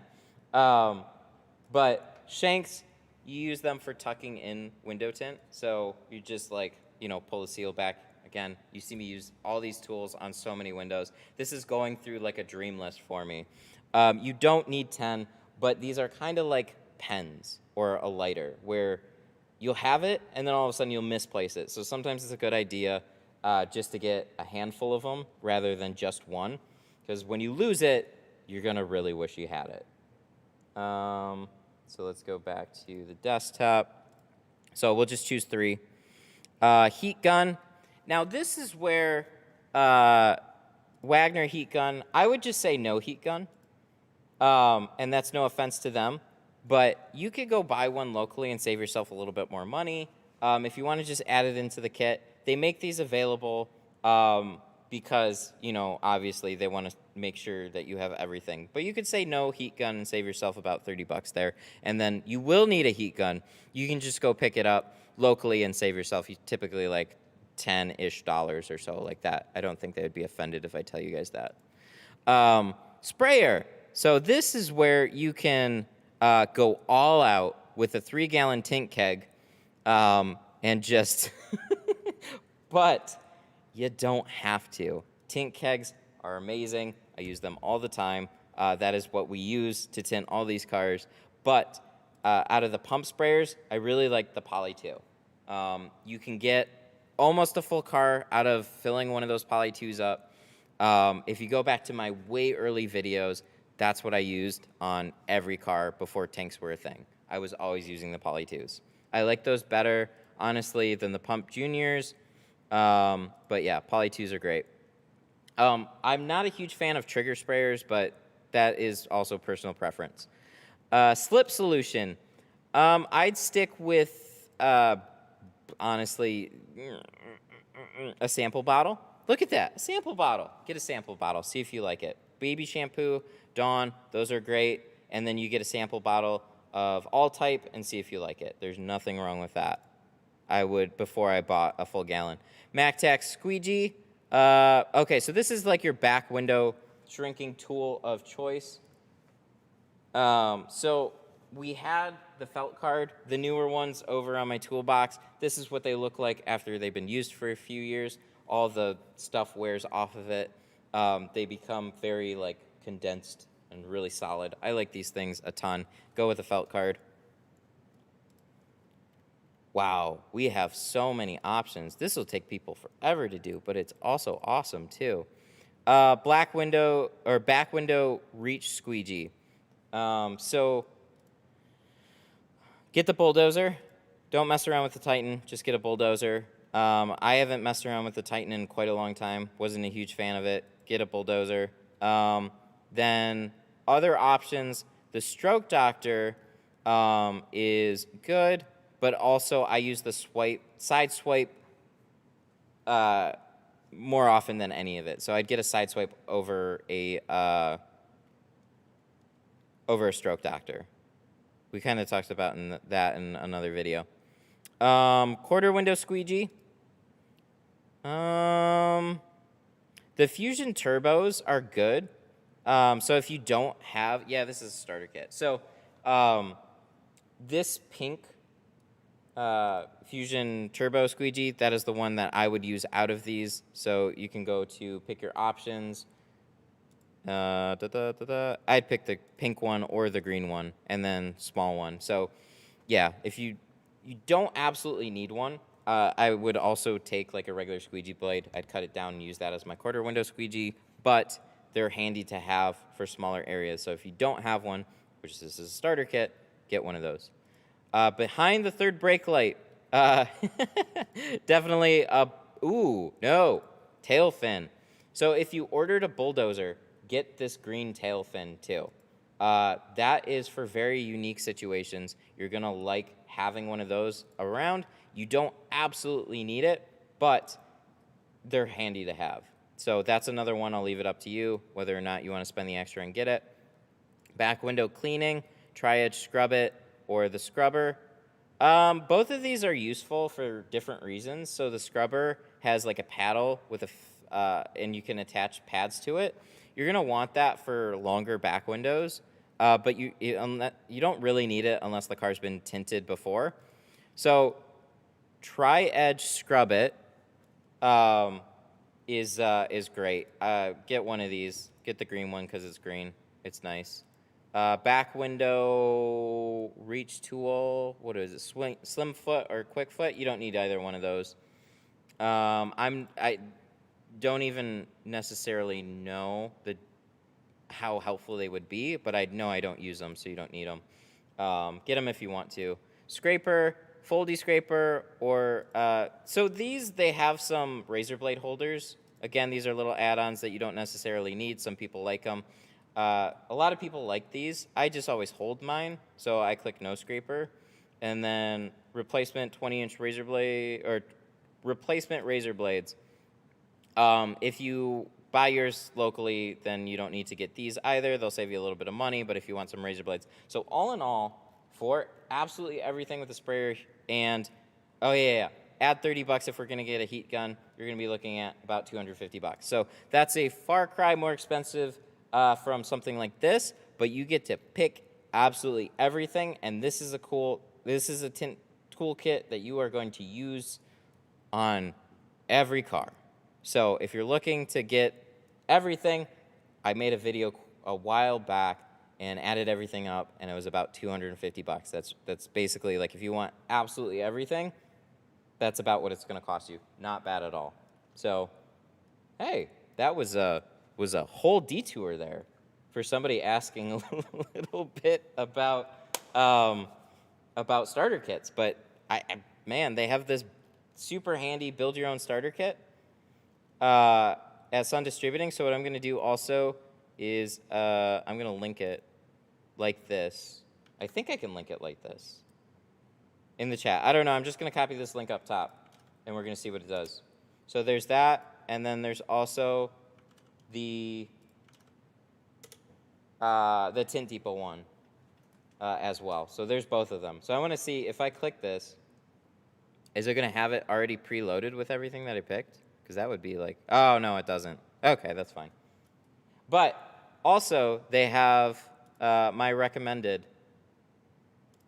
Tint Studio recommended. So if you ever had a question on what I used, you can go to both there and tintdepot.com/tinter.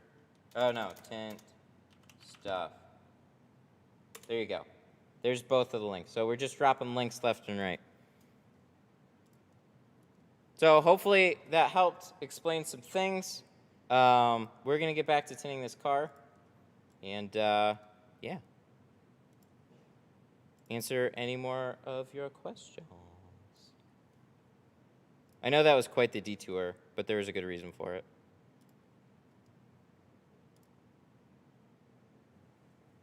Is that a very nice new Sun Distributing banner? It is. Them and Tint Depot are proud supporters of the channel. So starter kits and what I use, that is something I've had to go over for quite a long time.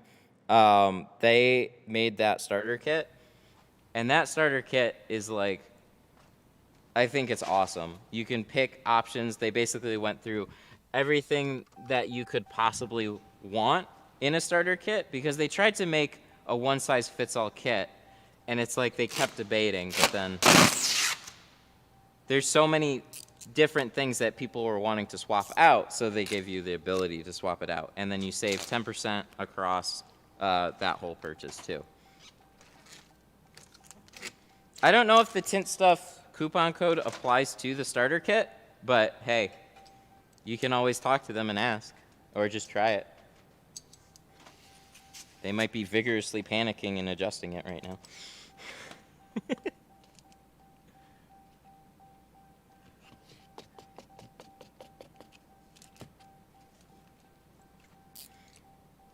Have you ever had people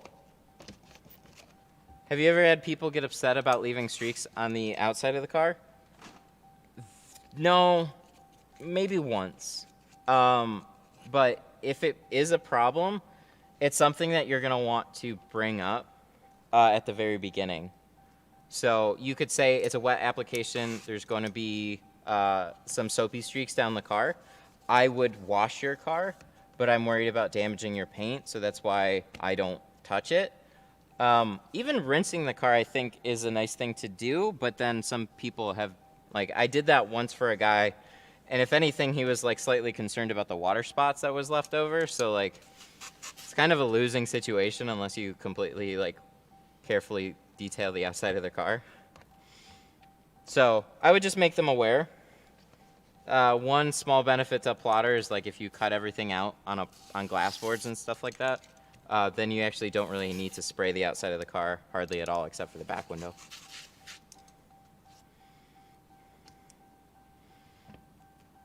Totally right. Don't wash my car. I do that. Yeah, exactly. You get, like, you know, you have the urge to wipe off the, like, soapy streaks off of the sides, but there's actually, like, more often than not, a very even layer of dirt on the whole car. So when you wipe off the door panels, those then look clean, and you also risk scratching the hell out of them with a microfiber towel or anything. So then you have to, like, somebody that cares about their paint, they go all OCD and they have to go fix everything that you did. So just leave it, and if you feel the need to let them know before, then do that.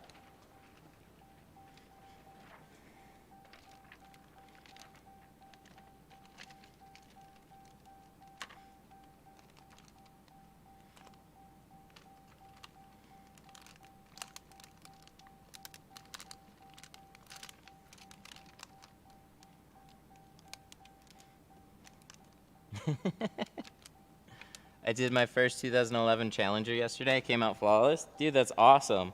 Challengers, they have a couple little tricks for sure, but that's great to hear.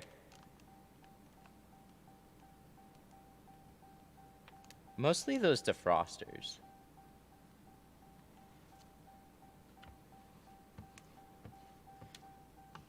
OCD. Before I took delivery of my Tesla, I begged them not to clean it up. Oh yeah, for sure. Chicago Auto Pros, man. They bought a Model 3 and made a bunch of videos because Teslas and paint corrections are are a big thing. They don't exactly have the greatest of delivery quality.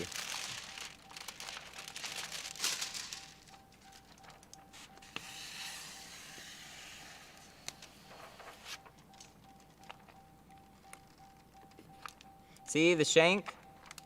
If I didn't have the shank, I'd be using another corner tool, but it's just not the same. This little edge here, it's just the way that it keeps out of your way and also pulls back the seal, and then is very compact for storing in your tool belt, so you always have it on hand. It's great.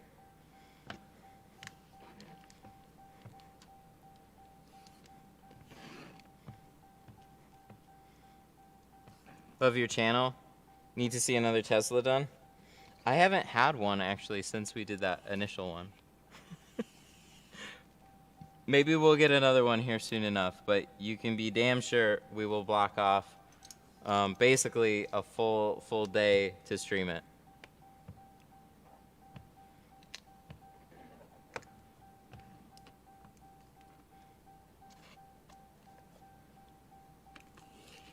Can you show us how to use the green fin? Yeah, for sure. It's not going to be the most helpful on a car like this. It's usually a lot more helpful for tighter areas, but I can show you how we swipe with the green tail fin. It looks a little funny, but when you have one and you see how they flex, you'll be really happy that you had one.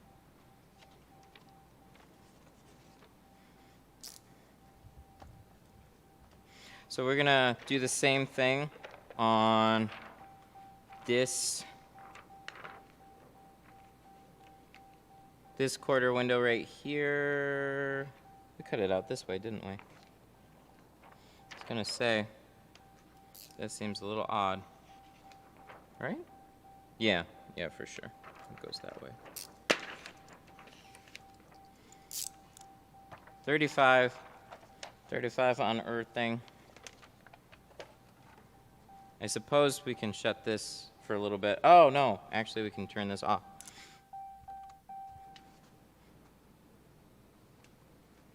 And then...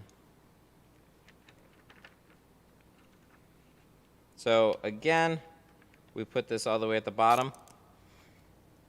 If you overlap the tint on the whole thing, it's totally fine.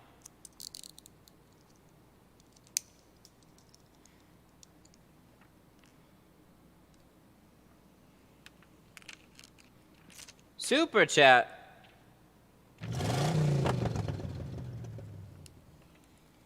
And then see how it's bunching up there a little bit? So just be a little careful, that's all. Take it slow. Jaeger super chatted $2. I just LOL thinking about the upcoming C6. Ha, smiley face.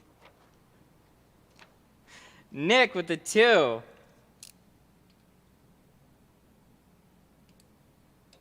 I just LOL'd about the C6. Oh, God. Nick is bringing in his C6 here soon enough. I'm so excited. Thank you for the 2. Not excited. Why don't you use scraps on the quarter windows? I think I had some scraps from the driver's doors. We're doing 35 and then a different shade on the back. So I think I misplaced my scraps from the quarter windows. I got a little distracted, so I cut off a bigger piece. Just so I knew I would have enough. Usually do.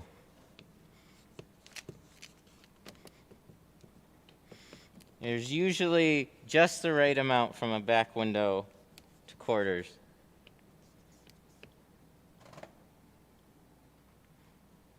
Are you going to be in the shop tomorrow so I can use the tint meter? Yes. Yes, I will be here. Pop on in. I don't know exactly when I'm streaming, but don't worry about it. I'll see you come in, and then we can check out your car. I'll just take a quick break if I'm in the middle of a stream. It's no big deal.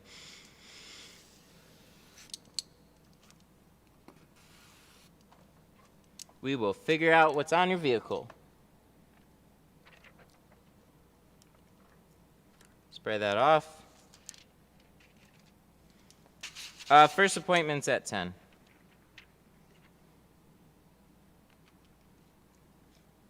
I sleep in.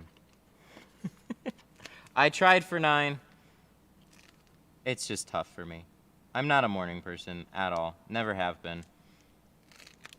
So, was trying to do like 9 o'clock starting, and I was always running late. 10 o'clock, I'm still sometimes running a little late, but it's way more manageable for me with everything.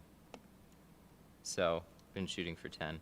Would love to do just nighttime, but that's not gonna happen.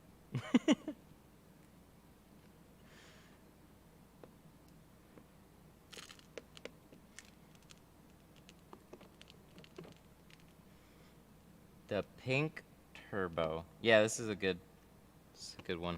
This one and the green one. Both of these are good. They don't quite get into the bottom seal, but I like the way that they squeegee. They just, I'm amazed because they restore my faith in the turbo style squeegee.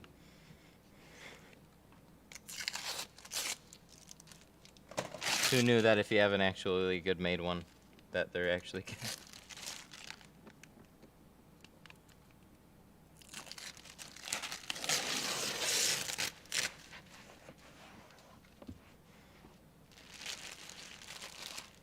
Remember the night stream.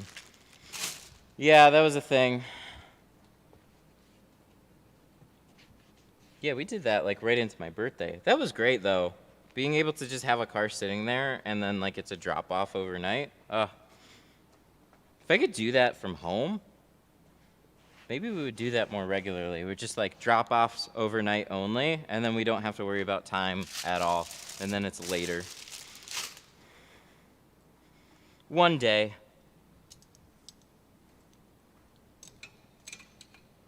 But I suppose you can get up in the morning and actually get stuff done. Yeah.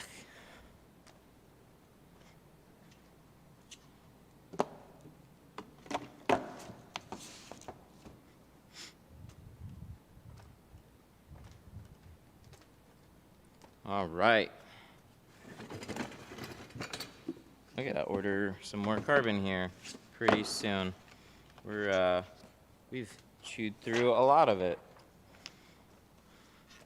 How about that?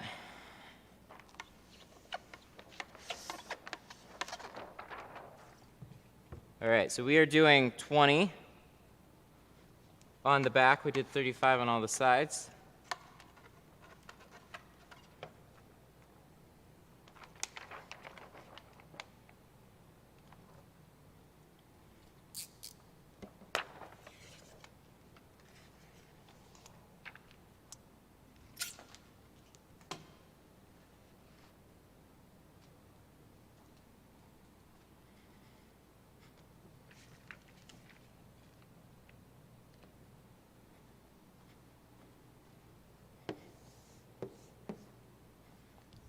So you could do a 36 or you could do a 40. This is what a 40 looks like on the back window, but 36s fit this just fine too.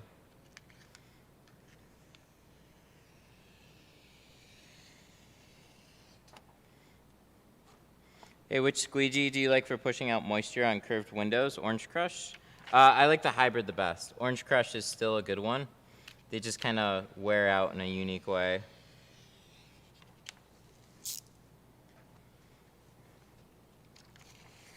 They start leaving like rubbery streaks. Was not a huge fan of that, so still a great squeegee, but I prefer the hybrid. Hybrid's my favorite now. Flat out or hybrid or Orange Crush. I don't know. Okay, so we got to shrink this. Let's do it.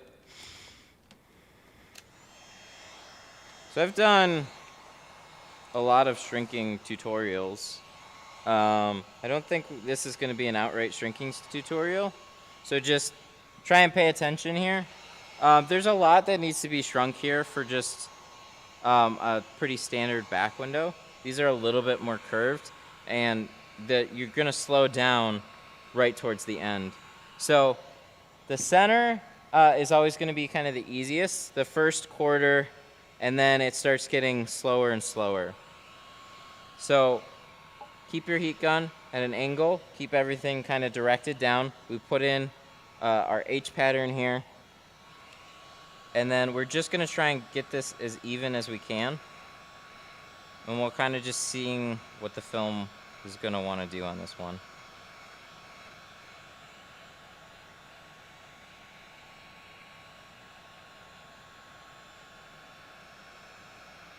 So I'm not really going to go for speed or anything. Just kind of give you guys a nice, easy going shrink example here.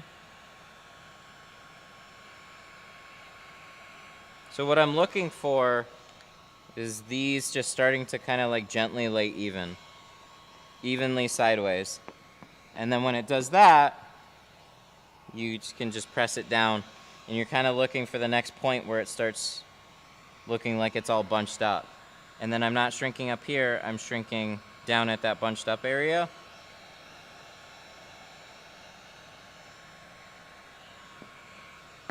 Another thing is we're not going too far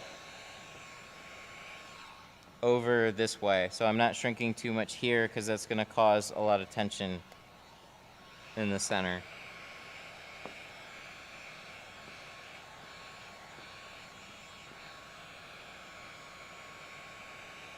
Just nice and even. Heat gun, sometimes we get a little bit closer when you get farther to the end.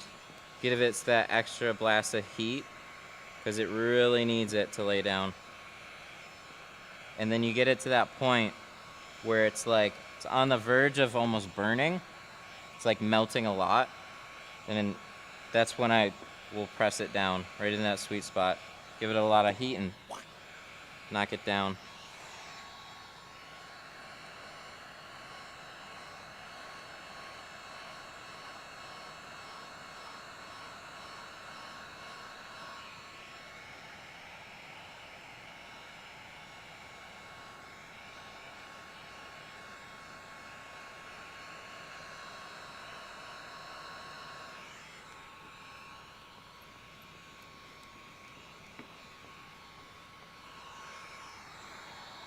So like we discussed before, corners, things start to get bunched up in your corners, so you don't want to keep your film just smack down like this and try and shrink it all up here, or else you will create a pinch point right here.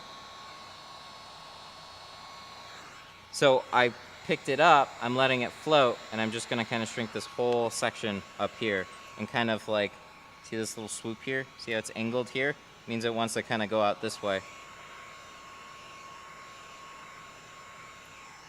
So then just kind of take it up and out. Boopity boop. Don't work yourself into a corner.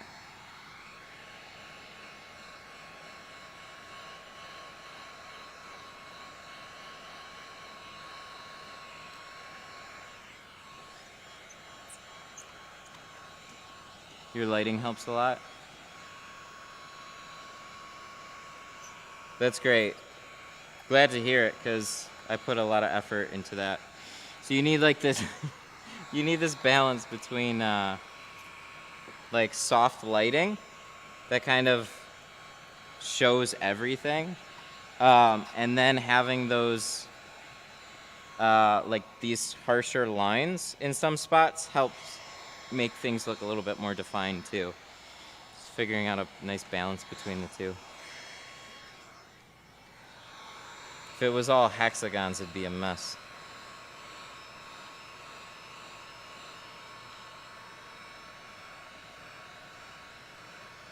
So we're just heating it all gradually, seeing it lay nice and softly sideways. Like I said, the first quarter goes really quick. See how that all looks nice. All I'm doing with the felt card is keeping things organized. And just going past that area. Keep shrinking it gradually. And the farther you go, the more heat you're gonna have to apply. The closer you get with your heat gun, but keep things moving because you're trying to push a lot of material together.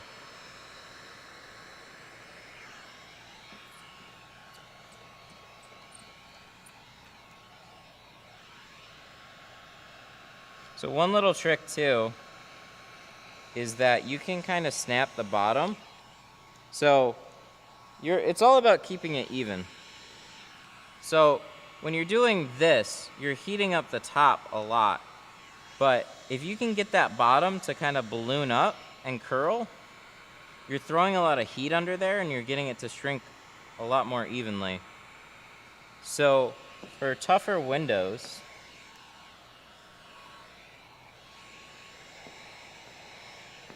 you can just play around with a whole bunch of things. You can like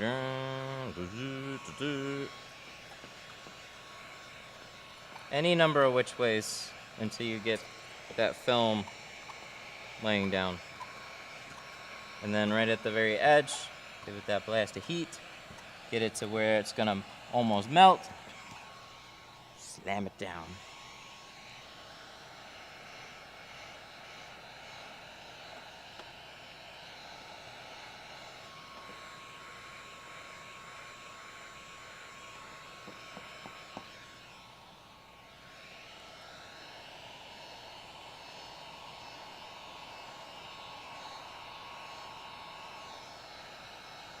So this is 20.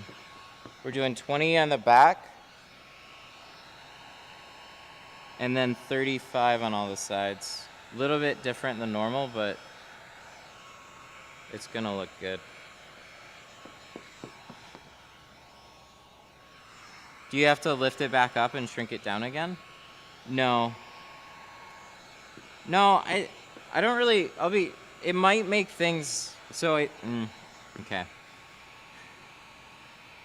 There's just a number of different ways to get it to all do the same thing. So what I'll do for the bottom is after I cut it, I'll just polish up the edges with my heat gun. I guess for some people it'll help with a little bit more consistency. If you kind of pick it back up and then shrink it back down. It's up to you. I think it's a little redundant, but you know, whatever is working.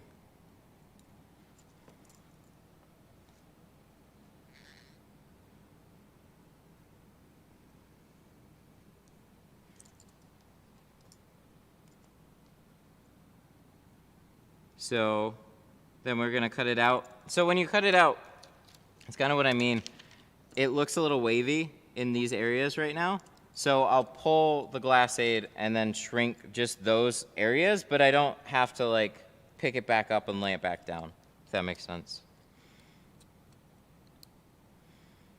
It's going on, the tin is definitely going on the inside. Everything, all the prep work, cutting, shrinking, that all happens on the outside, and then we lay the tin on the inside when it's ready to be installed.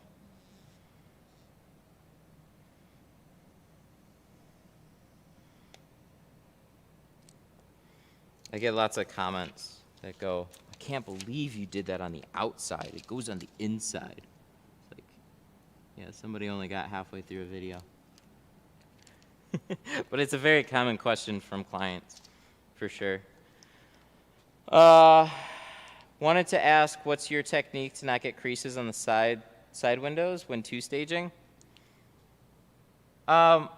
So with side windows, check out a handful of the videos that I've done on them. It's a little tough to explain it right now without showing, so I have quite a few videos on the channel about it.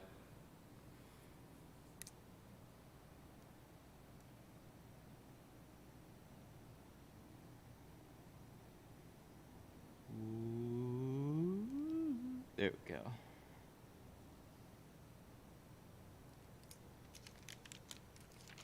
Let me pull this off. Have you ever tinted semis? I just did a set of doors on a semi the other day. It's been a long time since I've done a semi though. Not super fun. Don't enjoy it. There's a lot of ladder work and you're cleaning super dirty windows. So we peel the glass aid all the way around, and then this is the way, like with or without, this is the way that I've always done it. After I shrink my tint and do like what I call, like you just cut it to size, it's kind of a relief cut. All these areas that I kind of shrunk up together now have been sliced apart. So there's going to be a couple little weeble wobblies. So I guess in a way, it's kind of like re-shrinking it. But honestly,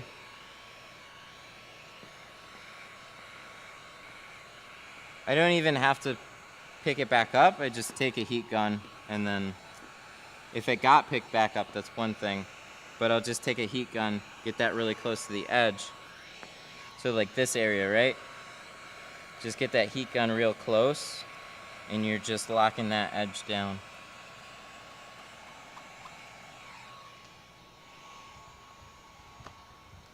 That way when you layer it in, you don't have extra little fingers popping up.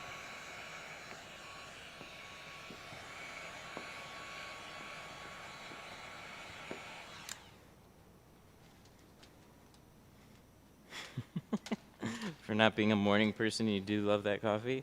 I do.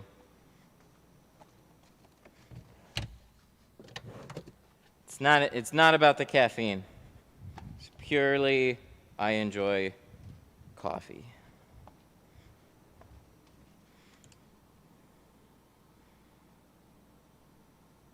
So now we got to clean the inside of the back window. We got to turn on some defrosters. So we're going to get a few back window tools here. When's the last time you've had peanut show after delivery? After delivery, it hasn't happened. You can see if they're going to happen before delivery, though. So we're gonna use, somebody asked about the green tail fin, so we're gonna use that. We're gonna use the side swipe, and then for good measure, we're gonna take in the bulldozer, but I don't expect that we're gonna need it. Time to hear the rumble? Actually, yeah. If he didn't have the coffee, then he wouldn't be an afternoon person either. That's true. That's very true. I also have a very cleaned clay bar. So clay bars on these types of defrosters, I mean, they're always helpful. They're not going to be, in my opinion, a perfect fix for bubbles and peanuts and whatever on the inside, but they definitely help clean it all up. But I wouldn't only use a clay bar on the inside. We're still gonna pull the little tricks out for this one. So we'll spray it, and then while it's quiet, let's just take a clay bar for a second and let's run it over, and then we'll turn them on. You can absolutely turn the car on while you're cleaning the entirety of the defrosters. It helps speed things along a little bit. I'm just already sitting here, so we're gonna do this, and then I'm gonna turn on the defrosters. These ones are nice and easy to get to, and they actually already look very light. So, oh wait, no, look at that. That's the kind of shit I'm pulling off of the defrosters. There's like some type of residue that is like always on defroster lines. So I've been tinting for a very long time, and as soon as I started taking a clay bar to it, I was kind of in shock. I'm like, what the hell have I been tinting over? So defroster lines are also offset, so it helps with, you know, getting in between all those lines.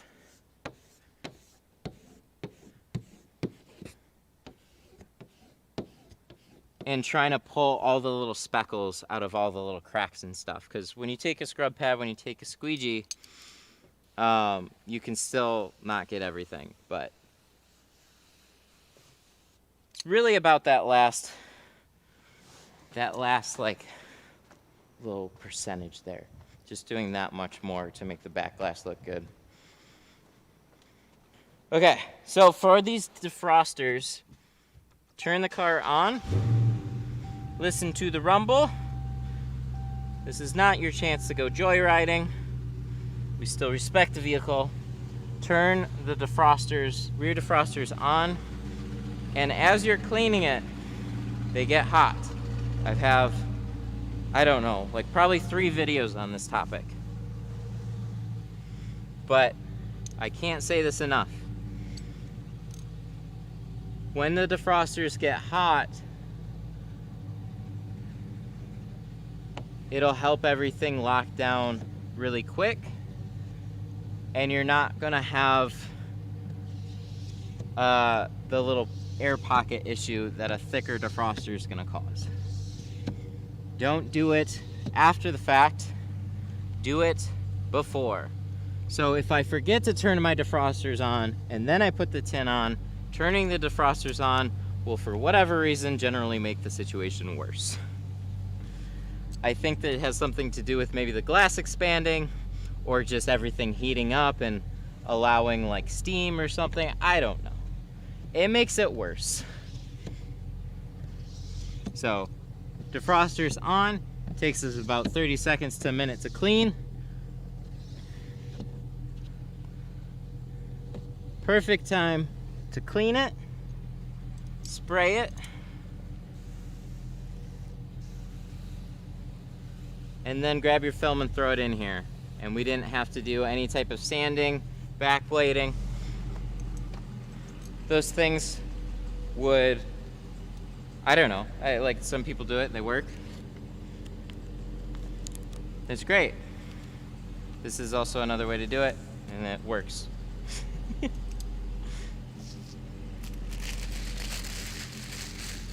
So now we cross our fingers and hope everything else goes well.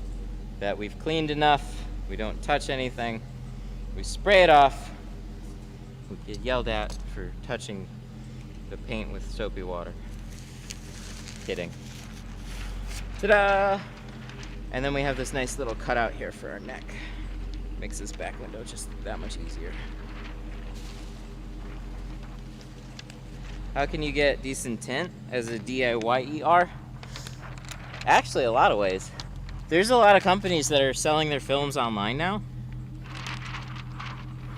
Tint Depot, Sun Distributing. You can get GeoShield online. A lot of ways.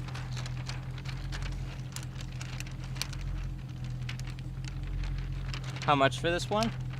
So this one is $320 for all the sides and the back. If you want to book an appointment, you have to call though. Sorry, I was gonna say click the link, but you can and learn a little bit more about it, but you still gotta call and talk to me. That way we can figure out a time.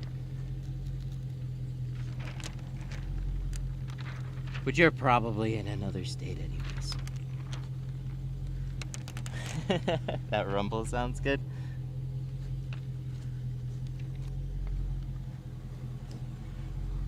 So somebody said they tri-fold install the back window.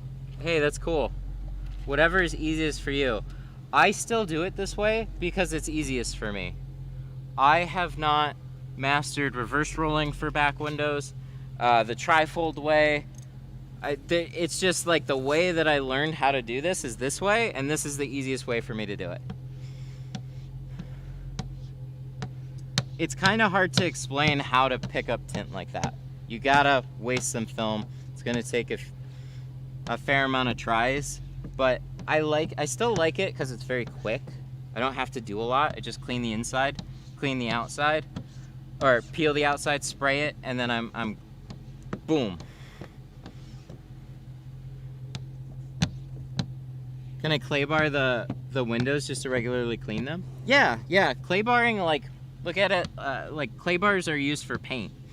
They just help with cleaning extra shit off of it, really.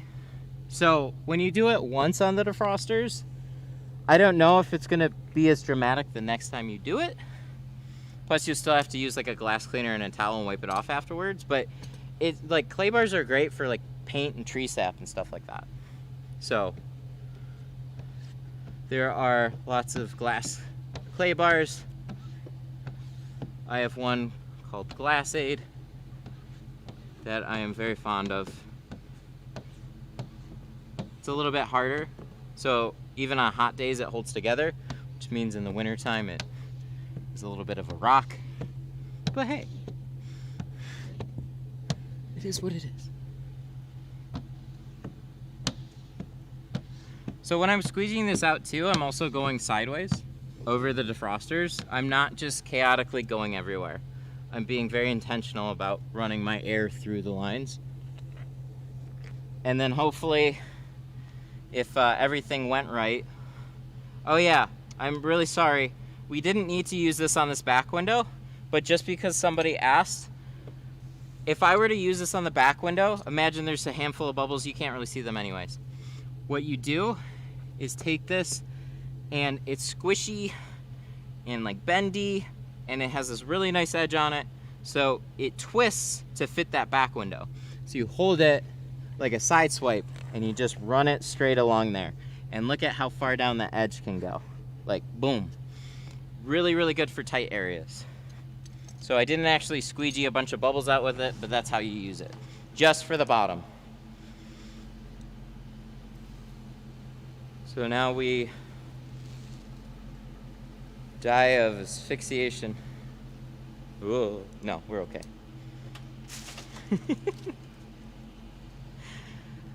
I'll leave the defrosters on, you know, just through this part, up to maybe like cleaning off the glass even. Sometimes, like anytime. The main thing is to get the tint on, let it tack up some, and then you can shut it off. You can listen to that rumble for a good second or two. Now it's hot, so this is gonna dry on me pretty quick.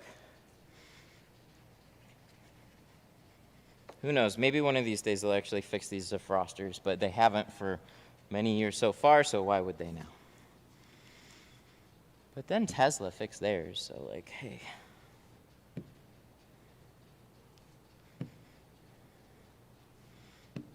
Looks fantastic. Thank you. We're not even all the way squeegeed off yet.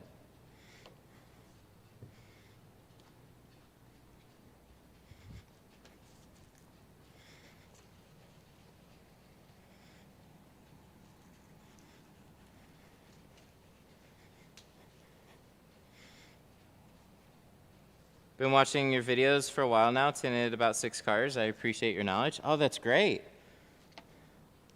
6 cars is a good amount of, there. You know quite a bit at that point. Still learning, but like, getting through the first car is hard enough, and then, so you make it all the way to 6 cars. 6, 7, 8, 9, 10, like, you're well on your way.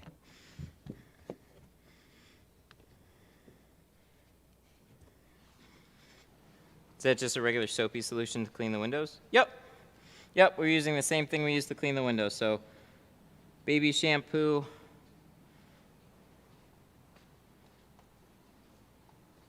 And Dawn right now is what we're using. So, I want to double check all the defrosters. Make sure nothing is popping up. So, it'll fix 99% of issues. More often than not, it'll keep them all down. Every once in a while, in areas that may have gotten shrunk a little bit more sloppy or more needed to be shrink, you sometimes have something pop up. And in that case, you're going to heat it up, press it out, heat it up, press it out. It takes a little bit of time to get it out. That's why we try and do everything we can to prevent it in the first place. But you'd be doing that times a million if you didn't do anything at all.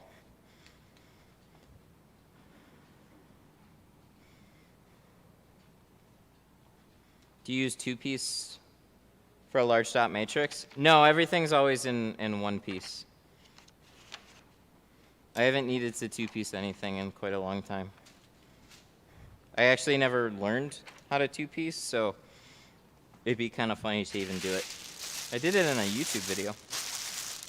I have a 2000 VT Commodore SS with a Gen 3 LS1. The rumble sounds good too. Oh, I thought you were going to ask me to tin it. I'm not even sure. It doesn't sound super fun for me to do. Always let these sit out in the sun. It's a good practice. Letting them dry out a little bit. With that back glass being hot, a lot of these lines will already start to channel air back in, like quick, because it's already drying out pretty fast. But yeah, at this point, just let it do its thing. Keep an eye out for it for a little bit, but I mean, at this point, it's all looking good. Everything's generally okay. I might also attribute that to some of the films that I use. All the films that I use have always had good adhesives on them. So like, I never really worry about after the fact for windows peeling off the edges and stuff like that.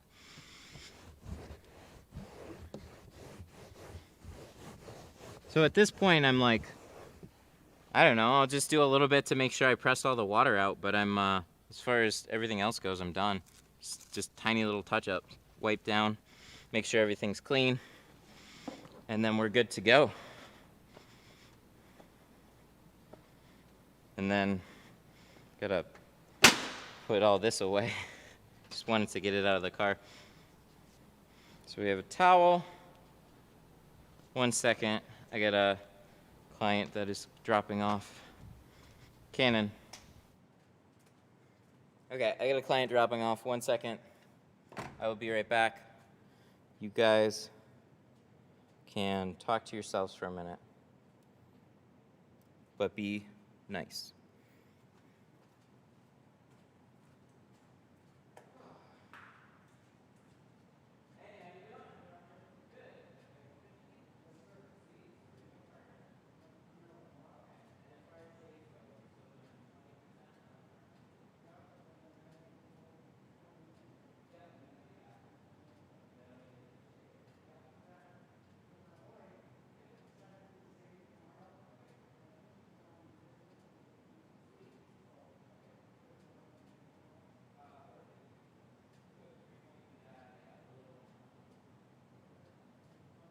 Gas cap open LOL.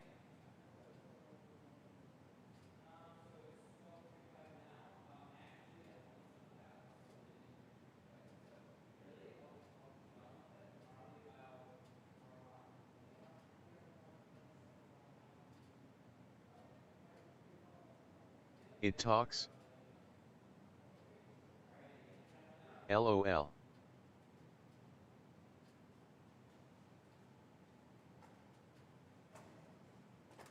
Got my next one.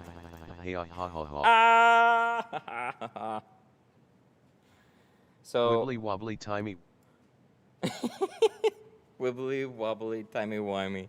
Sorry, you're done. You're done. So F-150 I have next, but I'm going to be doing that off stream. Another carbon job too, which is really cool, and they're bringing me back one tomorrow for ceramic. So that'll be sweet.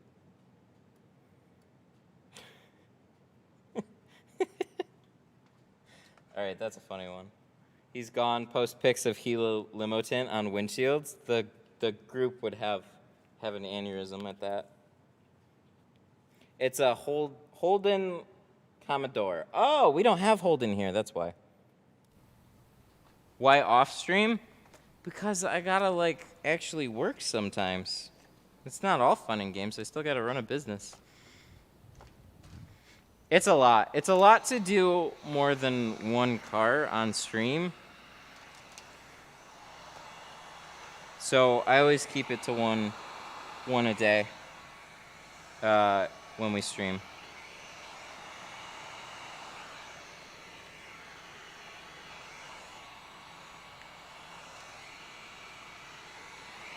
Gas cap. Oh, did we lean and open the gas? What's the advantage of ceramic? Heat rejection. So I have a color stable dyed, I have a carbon, and I have a ceramic line of film. So basically with the carbon, you get a 50% heat reduction. With the ceramic, you get a 75%, 75 to 80-ish percent heat reduction. So even like this, what's cool is we did 35%. 35% on the front doors and the back doors. But he's still getting substantial heat reduction going with carbon.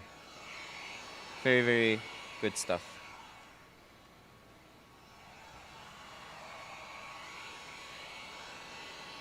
How long does dyed tint last? It depends on the quality of film. You can get a dyed film that, like, all the films that I have are lifetime warranties. So that just means that if something does happen, you get new tint for free.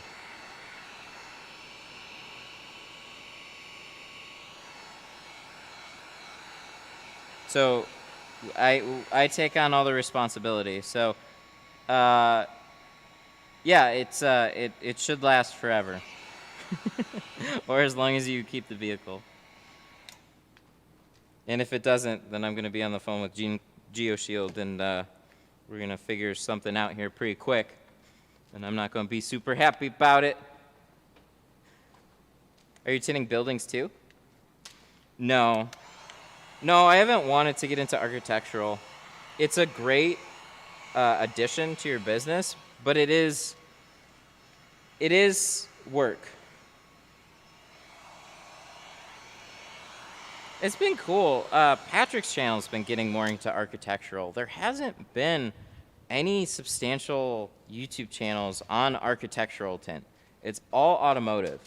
But what's really cool about architectural and growing an architectural business is actually a little bit easier than what I thought it was after talking to him. So there's a lot of people who bring in cars that actually, believe it or not, they live somewhere. And those people will be really good architectural clients or residential clients, right? Commercial, residential, architectural, it's all the same. So that's a good way to actually kind of grow your business, is making them aware that you do it as well. And if you did a good job on their car, then who do you think they're going to call when it comes time to do their house? And what was really interesting was it seems like it's easier to find architectural tinters than it is to find automotive tinters. So you could grow an architectural business potentially easier than you can an automotive business. Automotive tinters are really hard to come by. So if you can find a competent person, put out the word in some of the Facebook groups, charge accordingly, and then send them out to go do the work. There you go. Boom. You just made money. You didn't have to go do the work. Woo! But you still need to sell the job, quote the job, all that fun stuff. I'm not throwing my clay bar out. That's ridiculous.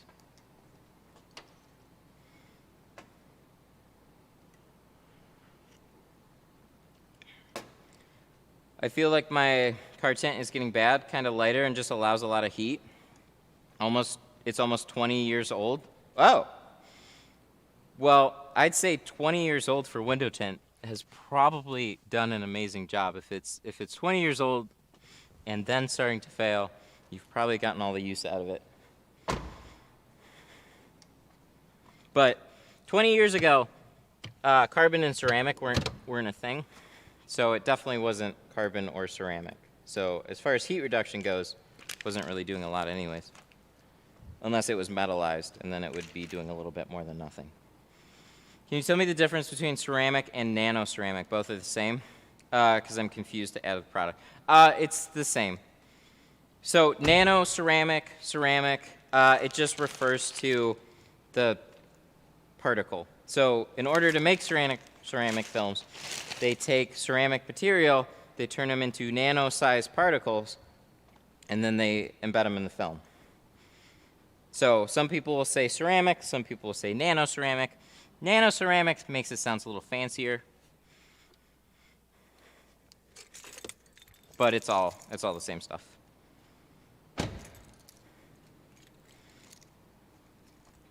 Which one is your favorite? Canon. Carbon or ceramic? Well, ceramic's my favorite because it's the best, but carbon is a great option.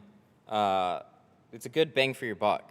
So it's not as expensive as getting full ceramic, but you still get that 50% heat reduction. So with going from carbon to ceramic, you get about, depending on the film, there's ceramics and super ceramics, so you get about a 75% heat reduction. So it's like you can barely feel it at that point, but do you have the budget for it? Carbon fiber. That was a funny thing too. One, it sounds cool. Carbon sounds cool. Carbon and ceramic, they both sound cool, but people know carbon fiber. So it was really funny. I had one guy that was like, "You doing that carbon fiber film on my car, right?" Yes, we are. We're doing that carbon fiber film. Absolutely. So it's like they don't even understand it necessarily. Not everybody doesn't understand it, even when you try and explain it. It's just like, whatever, heat reduction, IR, just stop talking nerd and just whatever, put it on my car. How's the transition holding up? It's still holding up, but it hasn't been long at all. It works, but it gets obnoxious in sunlight. It's like super purpley blue. It's more purple. It's like super purple and a little hazy. So I don't really like it in in direct sunlight. But when it's kind of like overcast or you're out of the direct sunlight and driving around, it's not so bad. But yeah, it's super purpley. It gives a 5 horsepower boost. Yes, all those things, like stickers. Thinking that on my Tesla top. If you can do it, man, I had a hell of a time trying to cut that stuff out even. But it would be really cool to have on like a sunroof. The idea is super cool, just like really light in the evening, and then other times during the day it actually gives you good heat rejection and it darkens up some, so it's very functional. That same supplier you bought that from makes a color transition? Really? I feel like the one I got was already a color transition. I'm gonna have to check out some more weird films.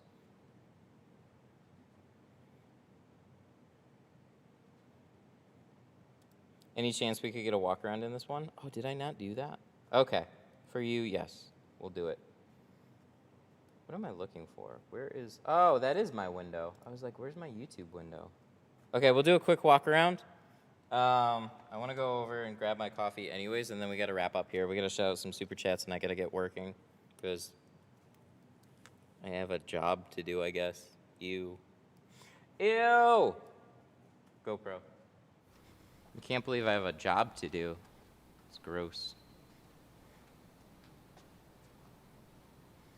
Thanks, looking to do this on my scat. Okay, awesome. That's perfect. So, on a GoPro and being inside, this is going to look a little bit different than just pulled outside. 35 is a lighter shade, so I'm going to do the best I can to kind of like... See, when you're looking up, it looks darker because you're looking into a dark cabin.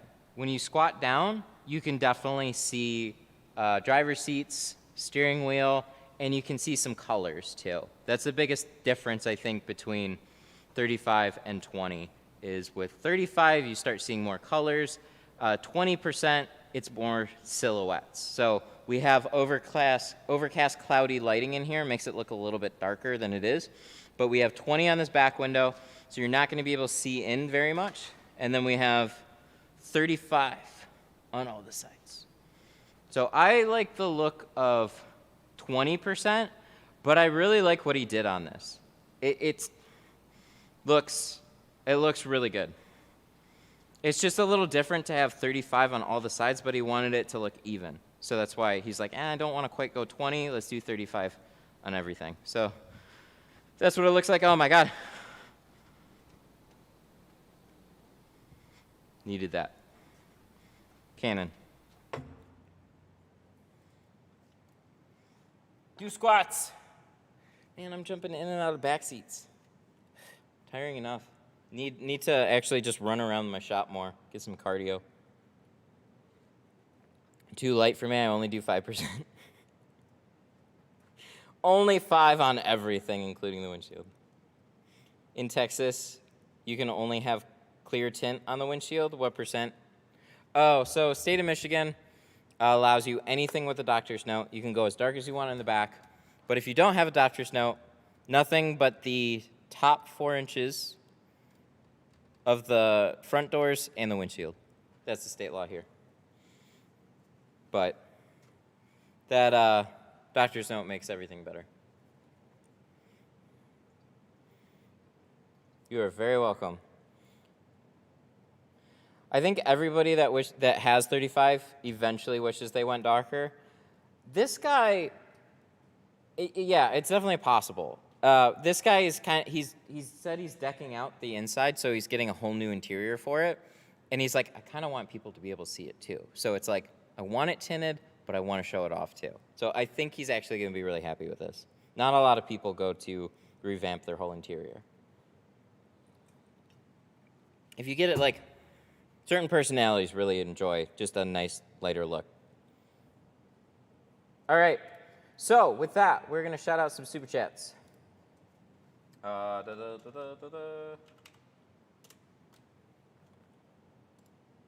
let me jump through the 15 hoops to pull that list up because, good Lord, YouTube just doesn't give me a list anymore. YouTube tells me the most recent super chats. YouTube does not tell me all the super chats throughout the stream. I don't know why they made that change, but it is a very dumb change. All right, so we're going to shout out some people. Nick, don't bring in your C6, but I guess if we have to do it, we have to do it. Thank you. CJ, Damon, Angel, Obed, Rodney, Daniel, Rodney. Thank you guys so much for all the support on this stream. It was a lot of fun. I don't think I've wiped this off in a minute. This one was a lot of fun. I hope you learned something. We will have another video here soon on the channel, but I have full appointments tomorrow. And so I think we're probably going to go live again tomorrow then? I don't know. Probably. So look out for that. Stay subscribed. I don't know if it's going to be in the morning or afternoon. I guess it just depends on how I feel in the morning with what kind of car I have. I know I've got a Versa in the afternoon, and those front quarters are going to be kind of a pain. So there's that. Why do tint shops not tint sunroofs? Some are worried about them shattering. If you want me to do it, I do it, though.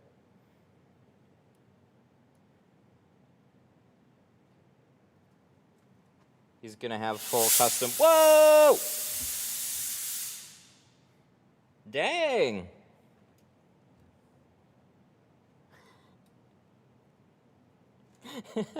I like the username. I wonder how it's going to say it. I got to wait for the voice to say it.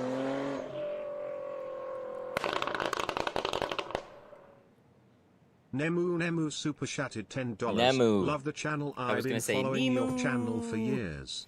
Keep up the awesome work. Love the channel. Been following for years. Keep up the awesome work. Thank you so much for the 10. That's great. I'm glad you like the channel that much to be watching that long. Means I'm doing something okay. Thank you so much. I appreciate the support. And with that, that's a great note to end on. Thank you guys so much for watching today. If you have any more questions, we do have a Facebook group. Well, we almost finished. Rodney Rodriguez with the 99-cent super sticker.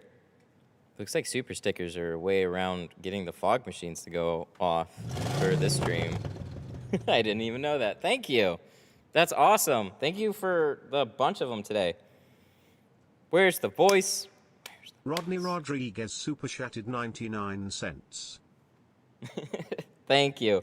All right, and with that, we do have a Facebook group, Window Tint Stuff on Facebook. Link is in the description of this video. You can check it out. And then also, if you want to check out any of the companies that help support this channel, please do. They are definitely a big help, and they want to see you guys succeed too as well. So feel free to always ask them any questions. They're good resources. So with that, we will see you probably tomorrow. And then JDM Freak with the 99-cent super chat. We'll Woo!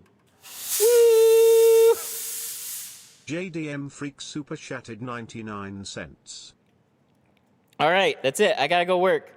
You guys have a good one, okay? I'll see you probably tomorrow. Bye-bye.